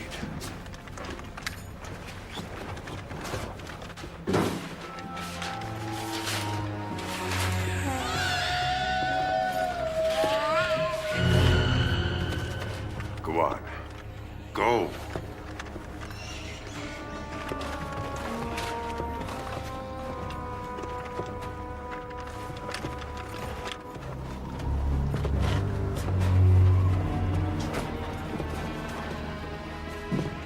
How'd you get back inside? One of these tunnels is open-ended. Did you hear that?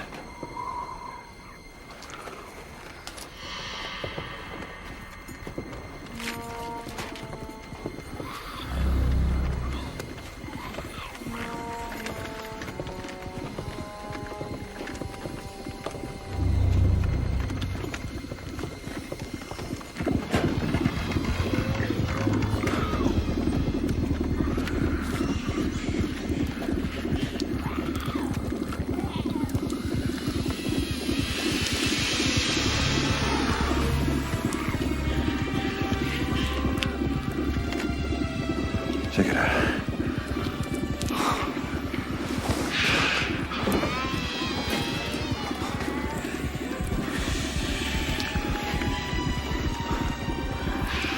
What the hell are they? Come on, let's just get out of here.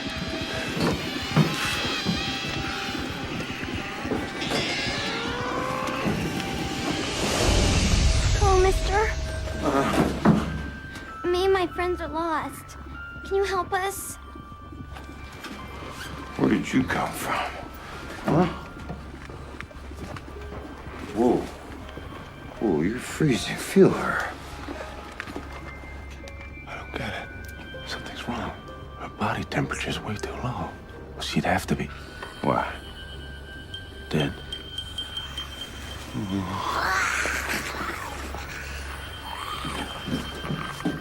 Hey, where are you going?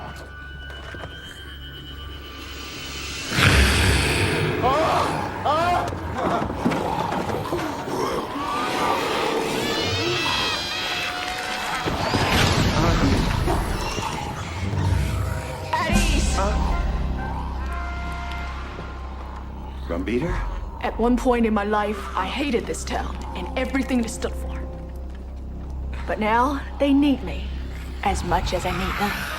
It started with the children, and after that, it spread pretty quickly to everyone but me. You want her, she's all yours. I don't want her. Corporal, I order you. No more orders, Colonel! It was your order that led to the shelling of Jalabash! Yes. I saved your life. Do you owe me? Oh, yes, I owe you. I owe you for this! Look! You shelled the enemy that day at Jalabash. You shelled your own man!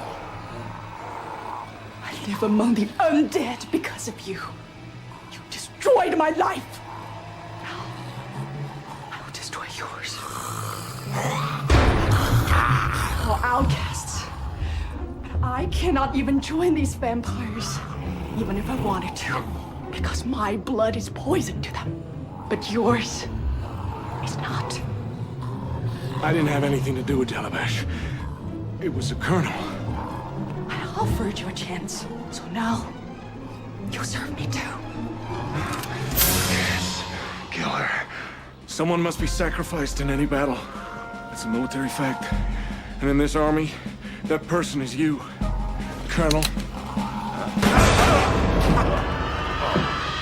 Right? Don't let him get away.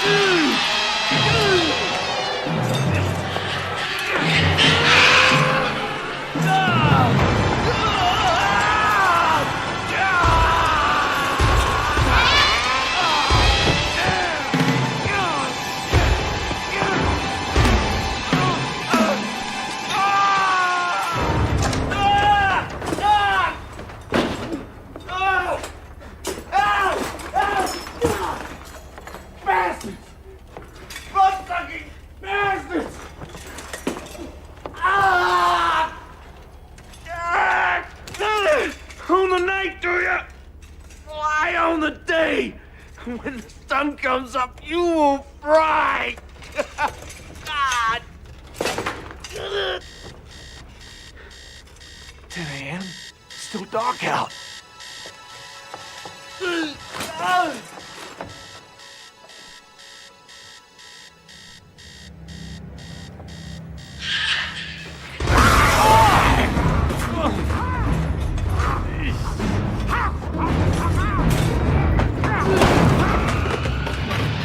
Gary's mine!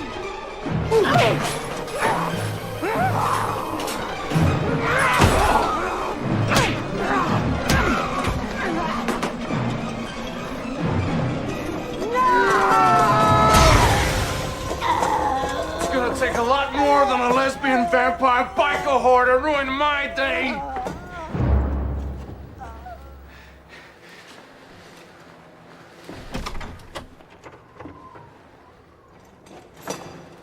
Don't be afraid. It's only me. Where's the sun? In Alaska, the sun isn't coming up for another 2 months.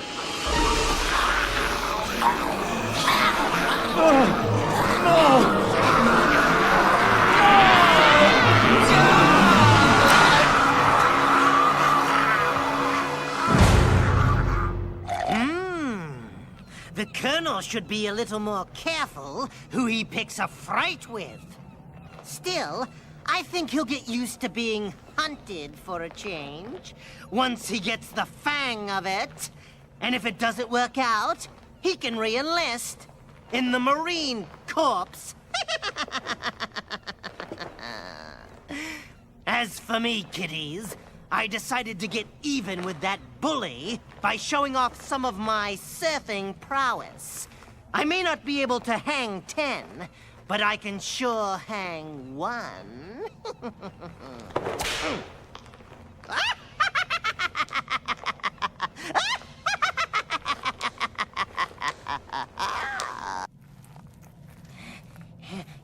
Yeah! Greetings, Hackenfield fans. I hope you're in the mood for a little fiendly competition. It's that time of fear again. The annual All-Crypt Die-Cathlon. I've been working out like crazy to get ready. This year, I'm really going for the cold, kind of like the woman in tonight's tale.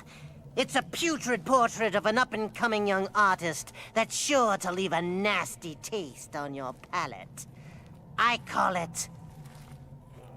Yeah! 99 44 100% pure horror.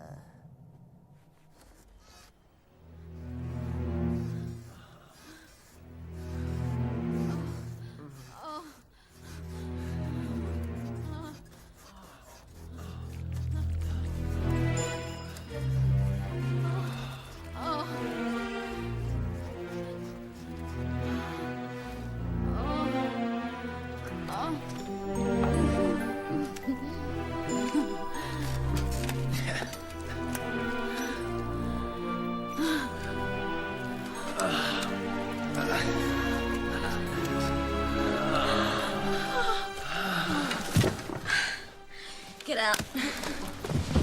What? Get out. My husband will be home soon. I wasn't finished. Ask me if I care. How can you say that? Well, you told me I was special. I lied. Go home. Will I? I love it when you beg. Okay. I tell you what. I'll give you a couple minutes to do what you gotta do in the bathroom, and then you're out of here. And tomorrow, don't be late.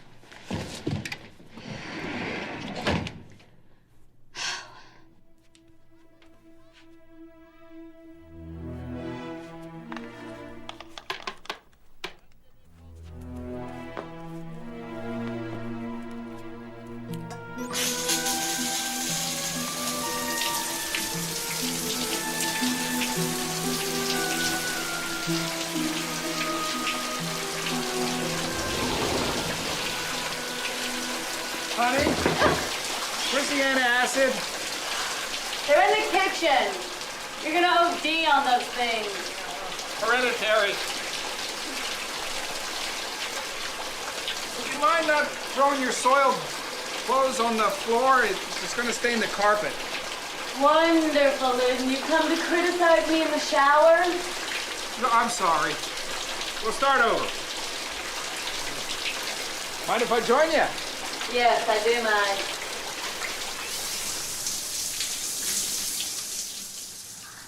Greetings, shareholders. I'm Loudon Sandleton. Now, soap making has come a long way since my grandfather started Dermasmooth back in 1927. Back then, it took 2.5 days to make a single bar of soap. But today, with a single flick of a switch, the patented Dermasmooth Soap-O-Matic 5000 can heat, blend, cool, and package an entire case of soap in less than 8 minutes. Also, in the old days, most companies rendered animal parts for their products, but not Dermasmooth. There are over a dozen kinds of acids in animal parts, including hydrochloric acid. Think about it. Would you want the stuff that digests food in your stomach doing the same kind of thing to your face? That's why for the past 70 years, Dermasmooth has been all natural and cruelty-free. But enough about the past. Let's talk about the future. Bravo. They're showing it at the shareholders' luncheon next week. So, where's the future? We haven't shot it yet. We got problems. And sales are at an all-time low. You're the president, Lou. Fire someone.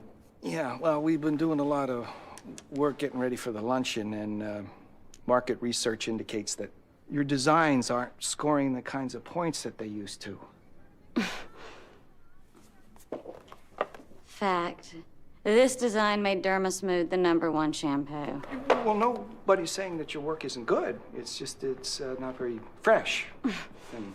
So, this is why you're so excited to see me doing my own stuff, huh? Well, don't take it personally. I mean, the board of directors wants to scrap all of the existing artwork. They want an entirely new look for Dermasmooth. I think it's a great idea. You do? Absolutely. I mean, my designs have been copied so much they are old news. So when is the shareholders meeting? Thursday. I'm really happy that you understand. Thursday. That gives me just enough time to give you your future. What?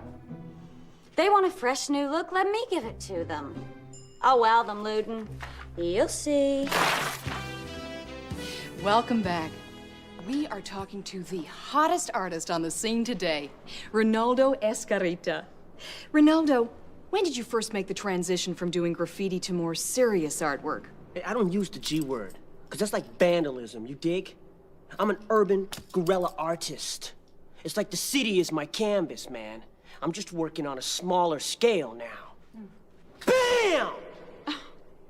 I call it welfare cheese. When is it time for me? Well, thank you so much. Right about now.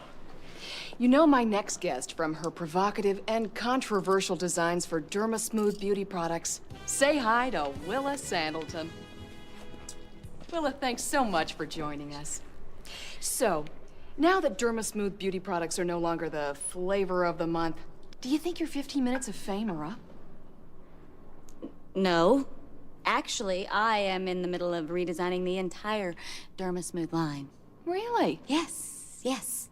But what I'm really excited about is my new work. I feel like I've really grown as an artist, and I'd like to take this opportunity to debut my new art to the world, if you don't mind. This first painting, Oops, actually, we're out of time, Willa. I'm so sorry. When we come back, you're going to be meeting some very special children. We're clear. Brian, we got tape on those retarded kids that draw with their feet. They're physically impaired, not retarded. Whatever. Excuse me. I thought you were going to show my work on the show. That's the reason I agreed to come on this program. Are you nuts? The network won't let us show that gory goop on the air. Besides, who'd want to look at that first thing in the morning? Ronaldo, thanks for coming on the show. Hey, Can't right wait to see yours. Right on.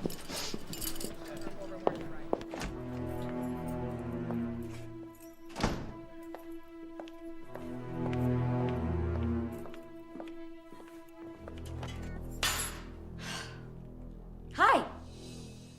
Hi. How was the TV show? I don't want to talk about it. What are you doing home in the middle of the day? I need to talk to you about the shareholders' luncheon tomorrow. Oh, great. Because I have just finished with the last set of designs, and I'm afraid we're not going to be able to use your stuff. Why? Why not? You don't like them. No, it's not that. Damn it, Luden.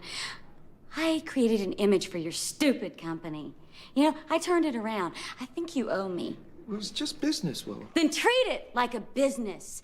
Test the damn things. I have worked round the clock for 5 days straight. I think you could do a regional test. Something? No, I'm sorry, but we've just closed a deal on an up-and-coming new artist. He's very hot now, and we're lucky to have him.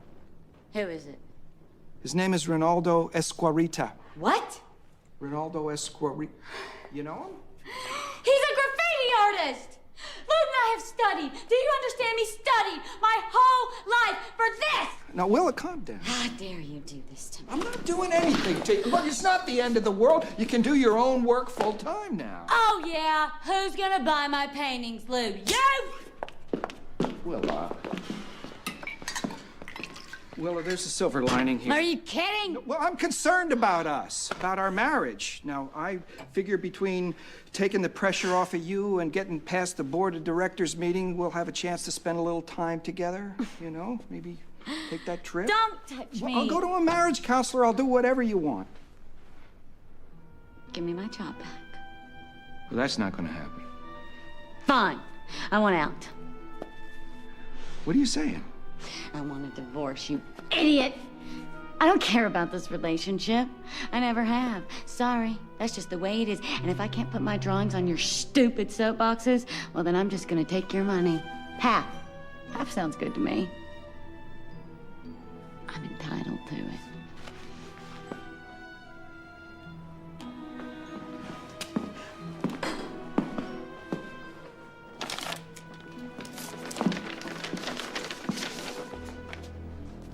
Sorry, it's come to this.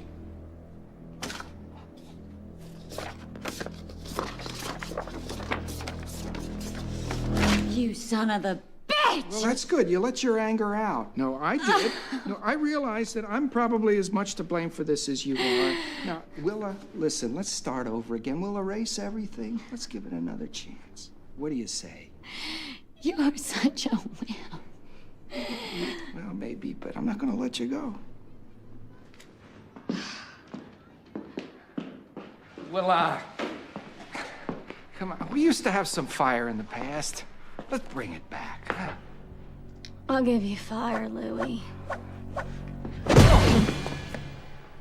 Willa. Sorry, Lou. But you got me on a bad day.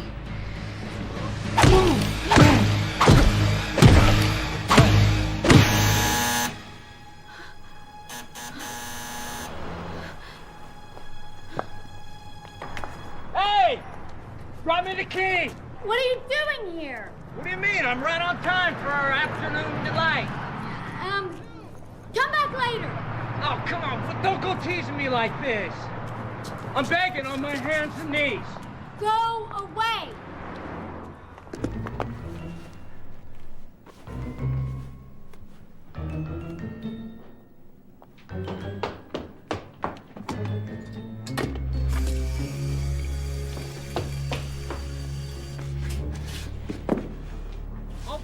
Like a dog if you want!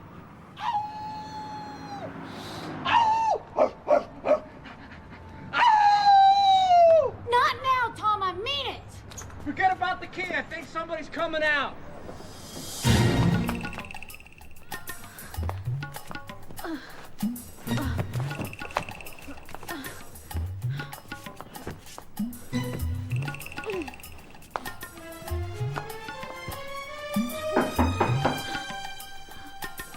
Babe, open up. I know you need a strong hunk of man like me in there. Come on, babe, open up. Willa, come on.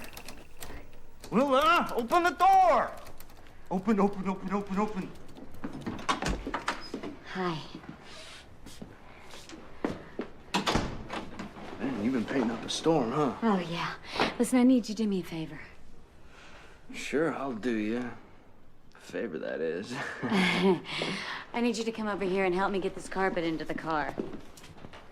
God, Willa, I'm so hot for you. Let's do it on the carpet right now. No, you don't! No. Funky. Ow! Tom.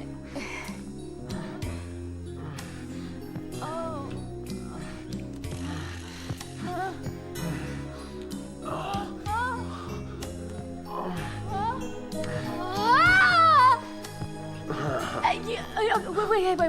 We'll pick this up later, baby. Okay. Could you go get me some aspirin? They're in the bathroom. I got a headache. You got a headache now? Yeah. I'm sorry. I'll make it up to you later. I promise.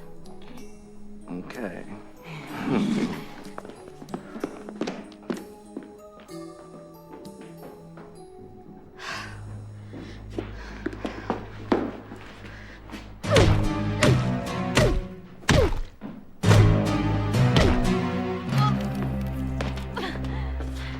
What's this? That's for later. All right. Now help me get this into the car. We'll get your husband to do it. I ain't your slave. Luden is out of town, and you are my slave. Okay. Man, this stuff's looking realer every day. It's a mixed media piece. It's a gift for Luden. Now beat it. Hey, wait a second. Promise me, Willa. Said scram.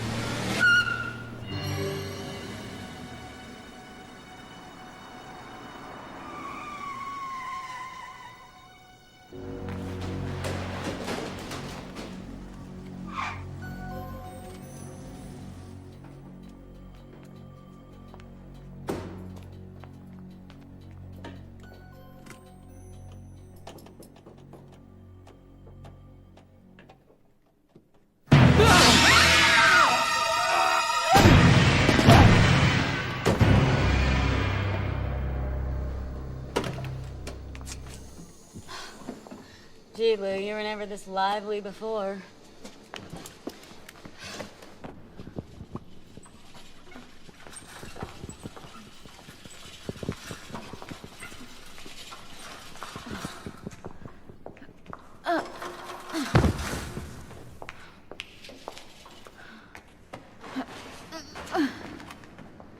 Acid to acid, dust to dust.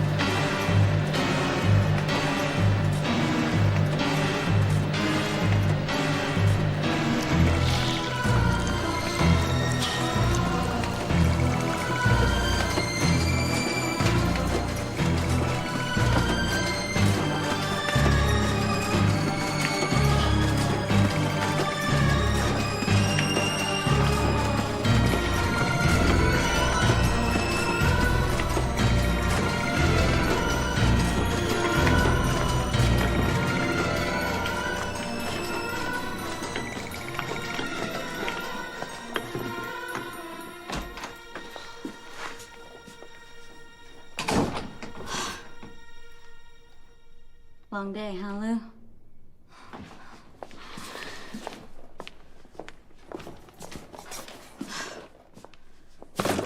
Hey, Lou. You don't mind if I leave this there? Or how about these here? Or how about this there? Come on, Lou. Let's go have some fun.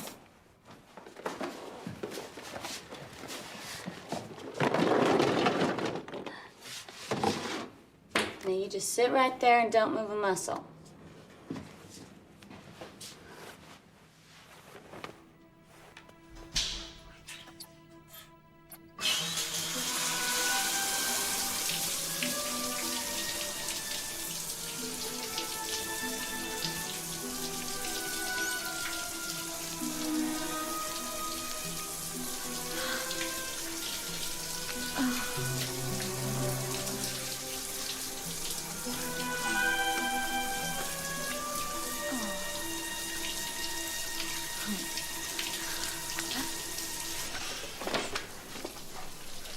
You always wanted to shower with me, Lou.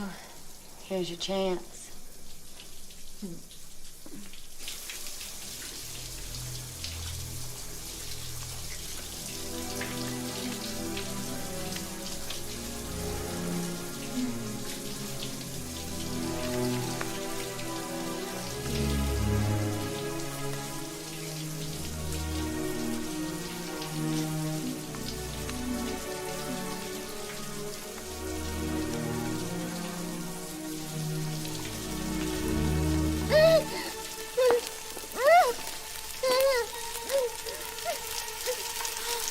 There are over a dozen kinds of acids in animal parts, including hydrochloric acid. Think about it. Would you want the stuff that digests food in your stomach doing the same kind of thing to your face?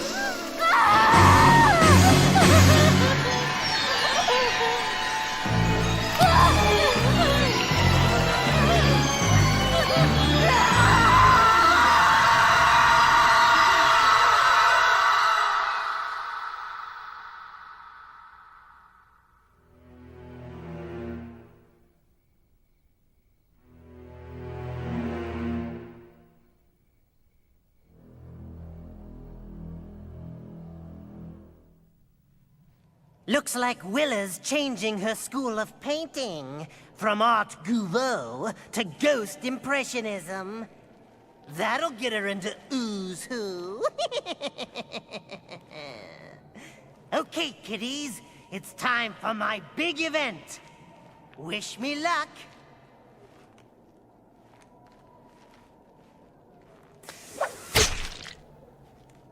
Caught it! Ah, the kill of victory.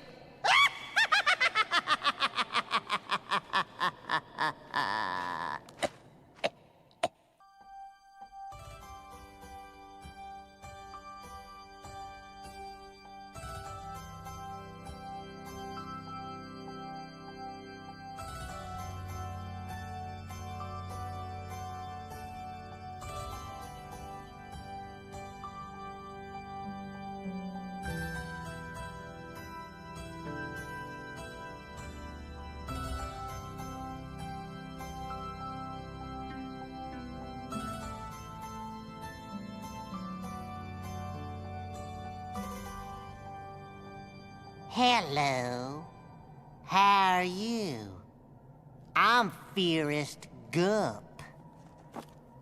Hi. Care for a chocolate?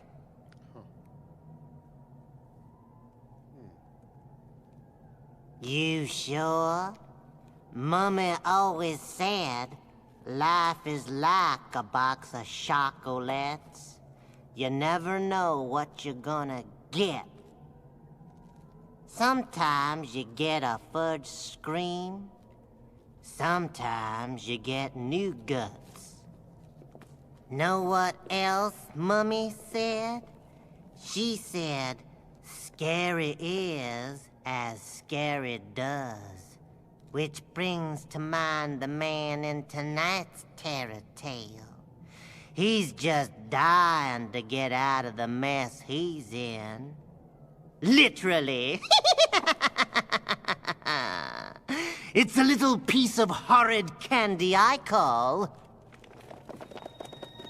you murderer.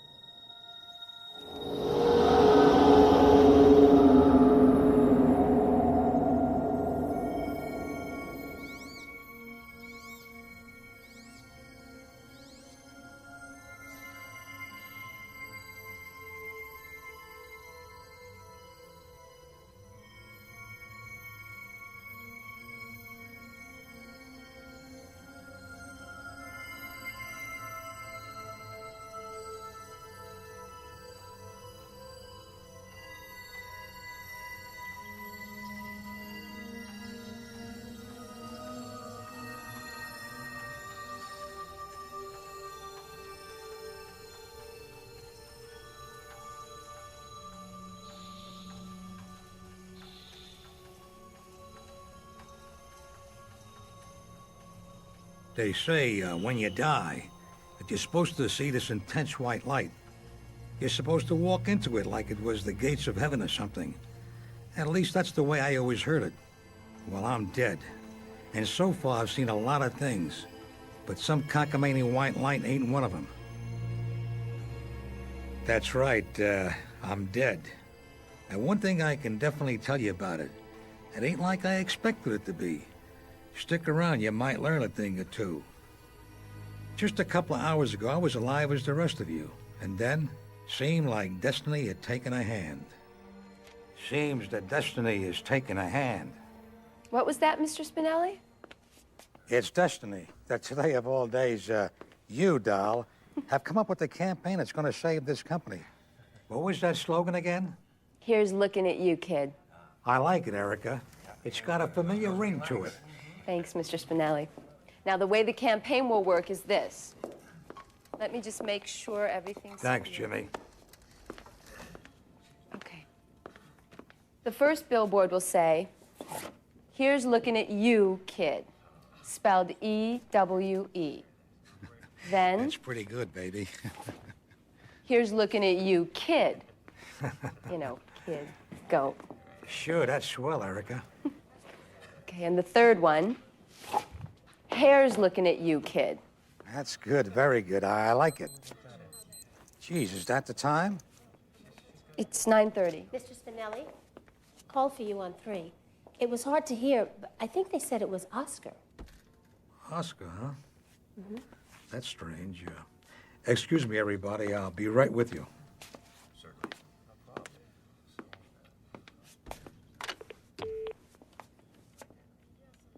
Oscar? No, Lou. It's Betty. Surprised to hear my voice. I'm supposed to be dead, aren't I? Aren't I, Lou? Your pal, Oscar, sent a couple of goons over here to kill me. But I got bad news for you. I hear what It didn't work. You hear me, Lou? Listen. This won't do any good. You'll never understand me, but I'll try once, then give it up. Don't bother, Lou. I'm calling the police.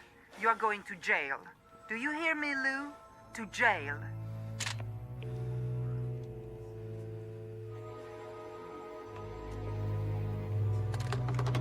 Lou, are you okay? Lou? Yeah, everything's all right, Erica. Just a little emergency at home, that's all. Mr. Spinelli. Yeah, everything's okay. Mr. Spinelli, are you all right? Everything's fine, Erica.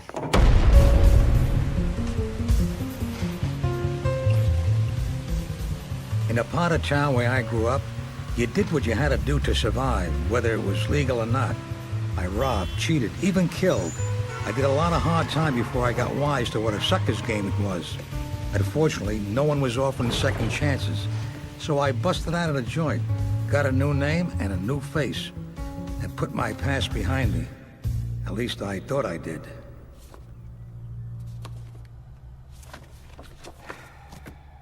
She knows? Yeah, she knows. What makes you so sure? Somebody sent her those pictures in the mail. She knows all about me. Who I was, what I've done, the whole rap sheet. And there's only one other person in the world who knows the words to that song. Is that a joke? You think that I'm the one that performed plastic surgery on you. I'm the guy that changed your face. Yeah, and made me look like Bogart.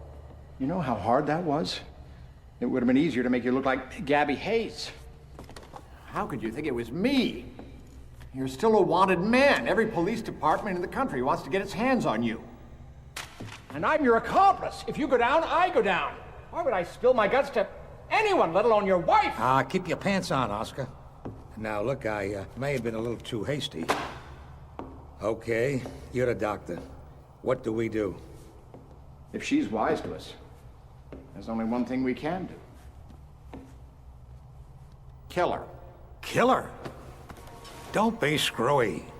I know a few guys. Might cost little money, but they'll take care of it. You're starting to scare me, Oscar. And they'll make it look like a break-in or an accident. An unfortunate mishap while you were at the office. You're talking crazy. Don't go soft on me, Lou. We did it for each other then. We do it for each other now. I know that. Look, I'm not in love with the idea. I know that, too. But what's our alternative, Lou? The electric chair? I wish you hadn't said that. That Oscar, he sure had a way with words. He was almost as good with them as he was with a scalpel. He always was the smart one. That's why he stayed in school, got off the streets, and never went to the big house. The big house. There was one thing I promised myself the last time I was inside. I ain't never going back. I know what you're thinking. What's the smug complaining about? He did wrong and he got what he deserved. But I tried hard to be Joe above average citizen. I built a successful business, paid my taxes, without griping. I even did charity work. Unfortunately, I made one other mistake that brought down the whole house of cards. Betty. I'd married a monster, and no matter what little good I did, she was determined to punish me for saying I do.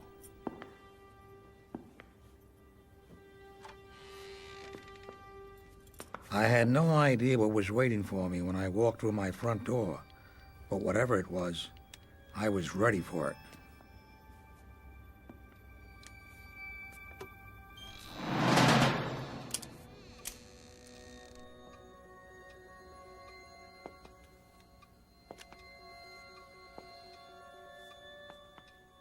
My senses weren't just tingling.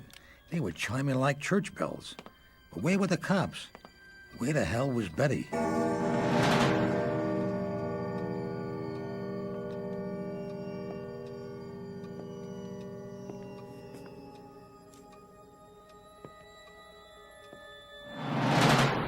And then I saw it. A body lying on the sunroom floor. Betty must have gotten a drop on him. Oh, no. Oscar. Drop the gun, Lou. Oscar, what the hell is going on? I said drop it.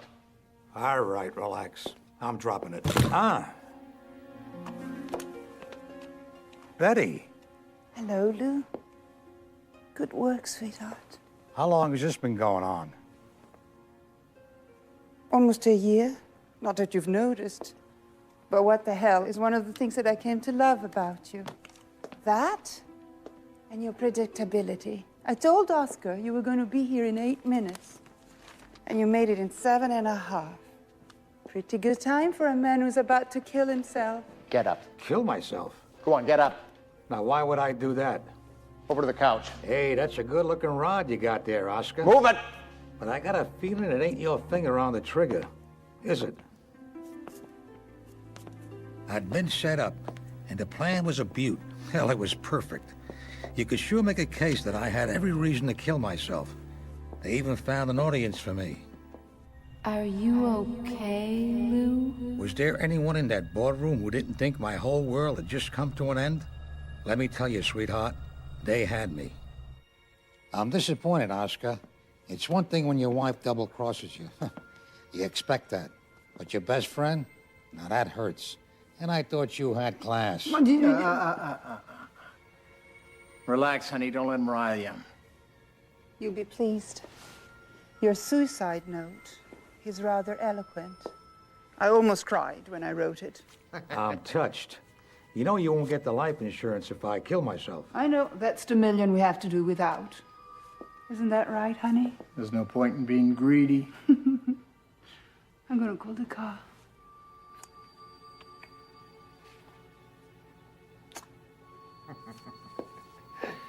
Sit down, Lou. I said sit down. Here. Have a drink.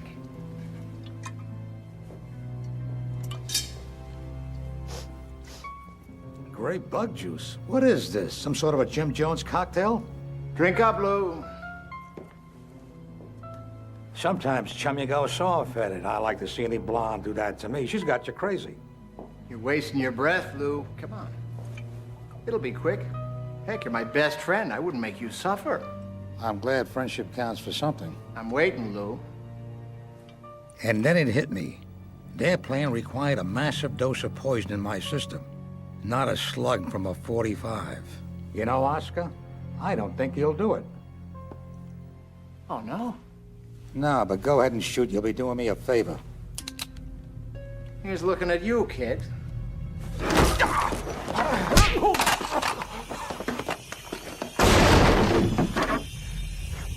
Nice move, Lou. You learned that in prison? Nah, that's a little trick I picked up in Benny's shooting gallery in Coney Island.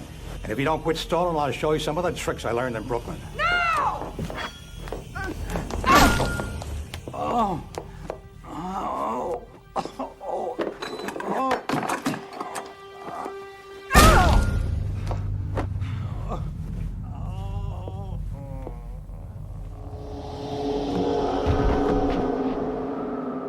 In that first moment, with the whiteness all around me, I felt kind of peaceful.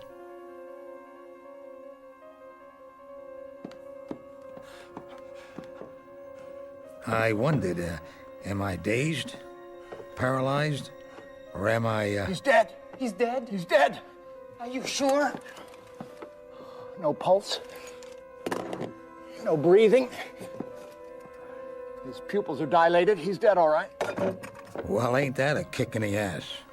But if he's dead, how come it looks like he can still see us? Yeah, it's creepy. It was a lot more than creepy. Let's get him up. It was screwy. Come on, get his feet. None of it made any sense. The white light was gone. My soul, as far as I could tell, hadn't risen from my body. Wait, put him down! What the hell was going on? So far, death was full of surprises. I could still see, still hear. Damn!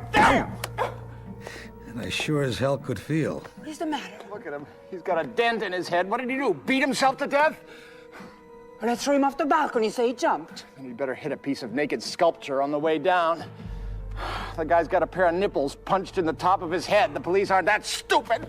Why the hell did you hit him with a statue? Well, I'm sorry. I was trying to help, all right? So Betty had hit me with the Picasso. I always said it made quite an impression. The whole plan's screwed up. Our alibi, everything. This is never going to look like a suicide. Okay. What if he didn't commit suicide?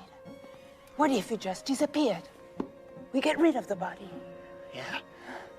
Yeah, you're right. Lou was afraid the cops were onto him, so he ran. He vanished without a trace. If anybody asked you, you don't know. Nobody knows. It's perfect. Come on, let's get his feet. Being dead was beginning to scare me.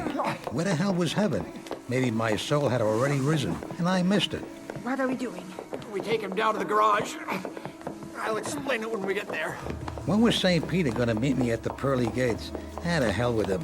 I'd have settled my Uncle Roscoe waving me in. Who's that? I don't know. No! Lou, are you all right?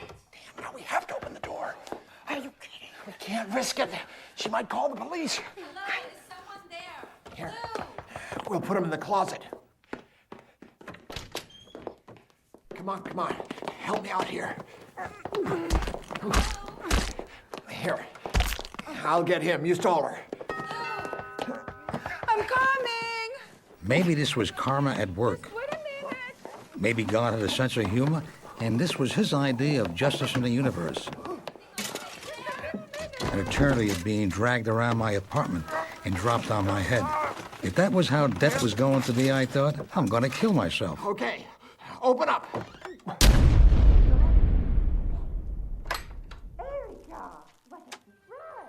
What are you doing here? It was Erica, all right. Okay, I heard a crack. Right on cue. I tripped on the stairs, knocked over a lamp, and broke a coffee table. I don't believe we've met. I'm Oscar Charles. I'm a friend of the family. Is Lou here? I'm right over here, sweetheart. Hanging in the closet like a side of beef. He left the office in such a state. We're all very worried about him. We haven't heard from him. Actually, we were hoping that you could tell us where he is. When I spoke to him this afternoon, he seemed very upset about something. Well, wait a minute. You're Oscar? Yes? Well, just before Lou left, he got a phone call from somebody named Oscar. Oh, that phone call. I was calling Lou to tell him that someone was inquiring about his medical records, some gentleman from the FBI. FBI? FBI? Betty, I think we should tell her. Tell her what? Tell me what? Apparently, Lou is not the man we all thought he was. He's a criminal on the run from the police. Yeah. When I told him that the FBI was asking questions about him, he flipped. Why don't you go on back to your office in case Go to Lou your tries office. to That's a good contact you. idea. Betty and I are going to go to the police and see if there's anything they know about it. This being dead was starting to give me a real headache. Lou, you bastard! You were having an affair with her. Here, we'll put one of these on his head. It'll hide the dents. He was having an affair with her. I could see it in her eyes. Forget about it. We gotta think about getting him out of here. Oh, Oscar. I don't know what's right any longer. You have to do the thinking for both of us. Kiss me. Kiss me as if it were the last time. I can't believe I'm listening to this.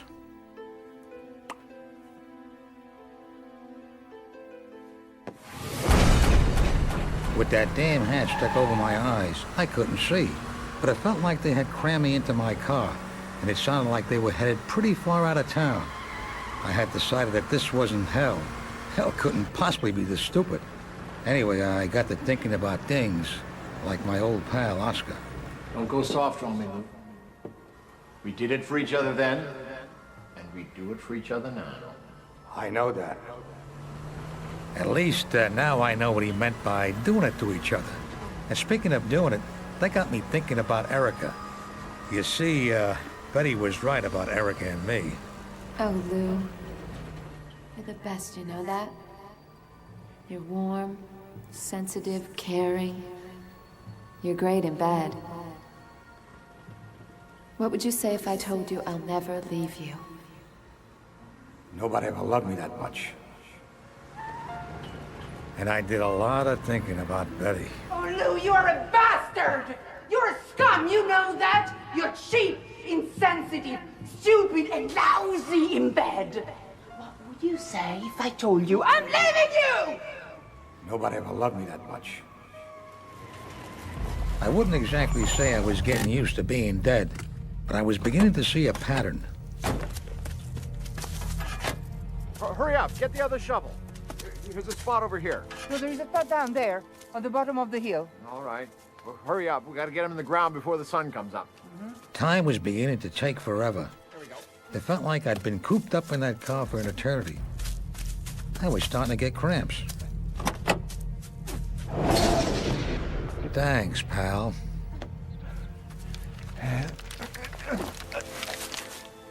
Nuts. Rigor mortis. And let me tell you, it's no picnic. Every last cell in your body goes rigid, and it hurts like hell. Ah, they're taking me out to a piece of property I'd bought in the hills. I plan on retiring there. I just hadn't planned on doing it so soon. How deep you gonna make that thing? Deep? Well, help me get him out of the car. He's starting to stiffen up. That's more than you ever did for me. Come on. Dead Betty was pretty talented. She could lie, murder, and tell jokes. She was the comic from hell. Hold it right there. Put your hands where I can see them. Don't shoot! Lou. Well, what do you know? The cavalry comes to the rescue. What'd they do to you? Maybe Gunn had decided to give me a break after all. Put your hands back up. What a relief. Like I said, being dead is certainly full of surprises. How the hell did you get here? I followed you. I knew it! Put your hands up. Hello. You've reached 911. Hello, can you hear me? All our lines are currently... Hello, you're breaking up. This is an emergency. Poor Erica. So beautiful, Can you hear me now? so loyal, Thank God. Listen, this is an emergency. so trusting. Yes, there's been a murder. Erica! So dumb.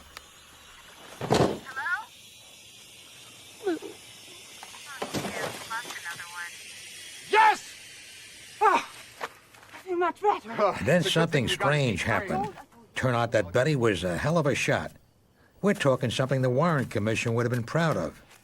That bullet killed Erica, smashed the windshield, tore through my chest, and severed my spine. Look out, the car! Oh, my God! Run! Run!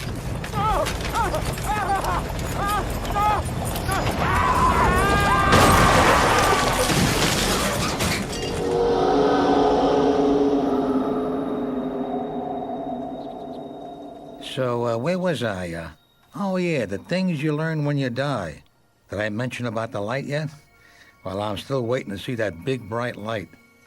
I'm beginning to think that there is no, Hey, wait a minute. There's a light. Got one in the car. Dead from the looks of it. Give me a hand here.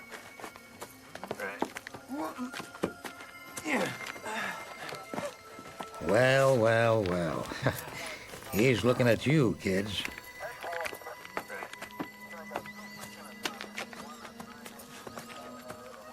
Yeah, well, this whole dying thing isn't what it's cracked up to be. First, there's all this talk about the light. Now, there's no damn light. It's all a bunch of crap. Then there's the pain and suffering. Ow!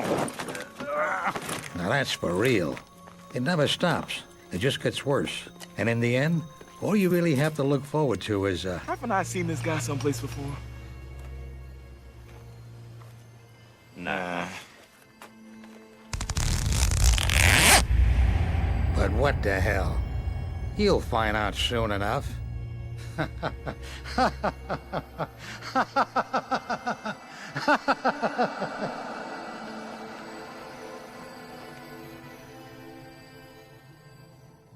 You know, I kind of feel sorry for Lou.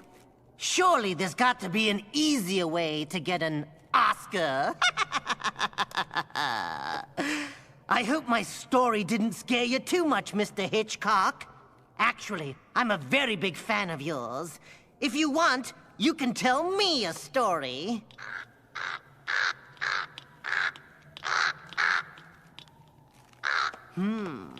I guess he knows the pecking order now.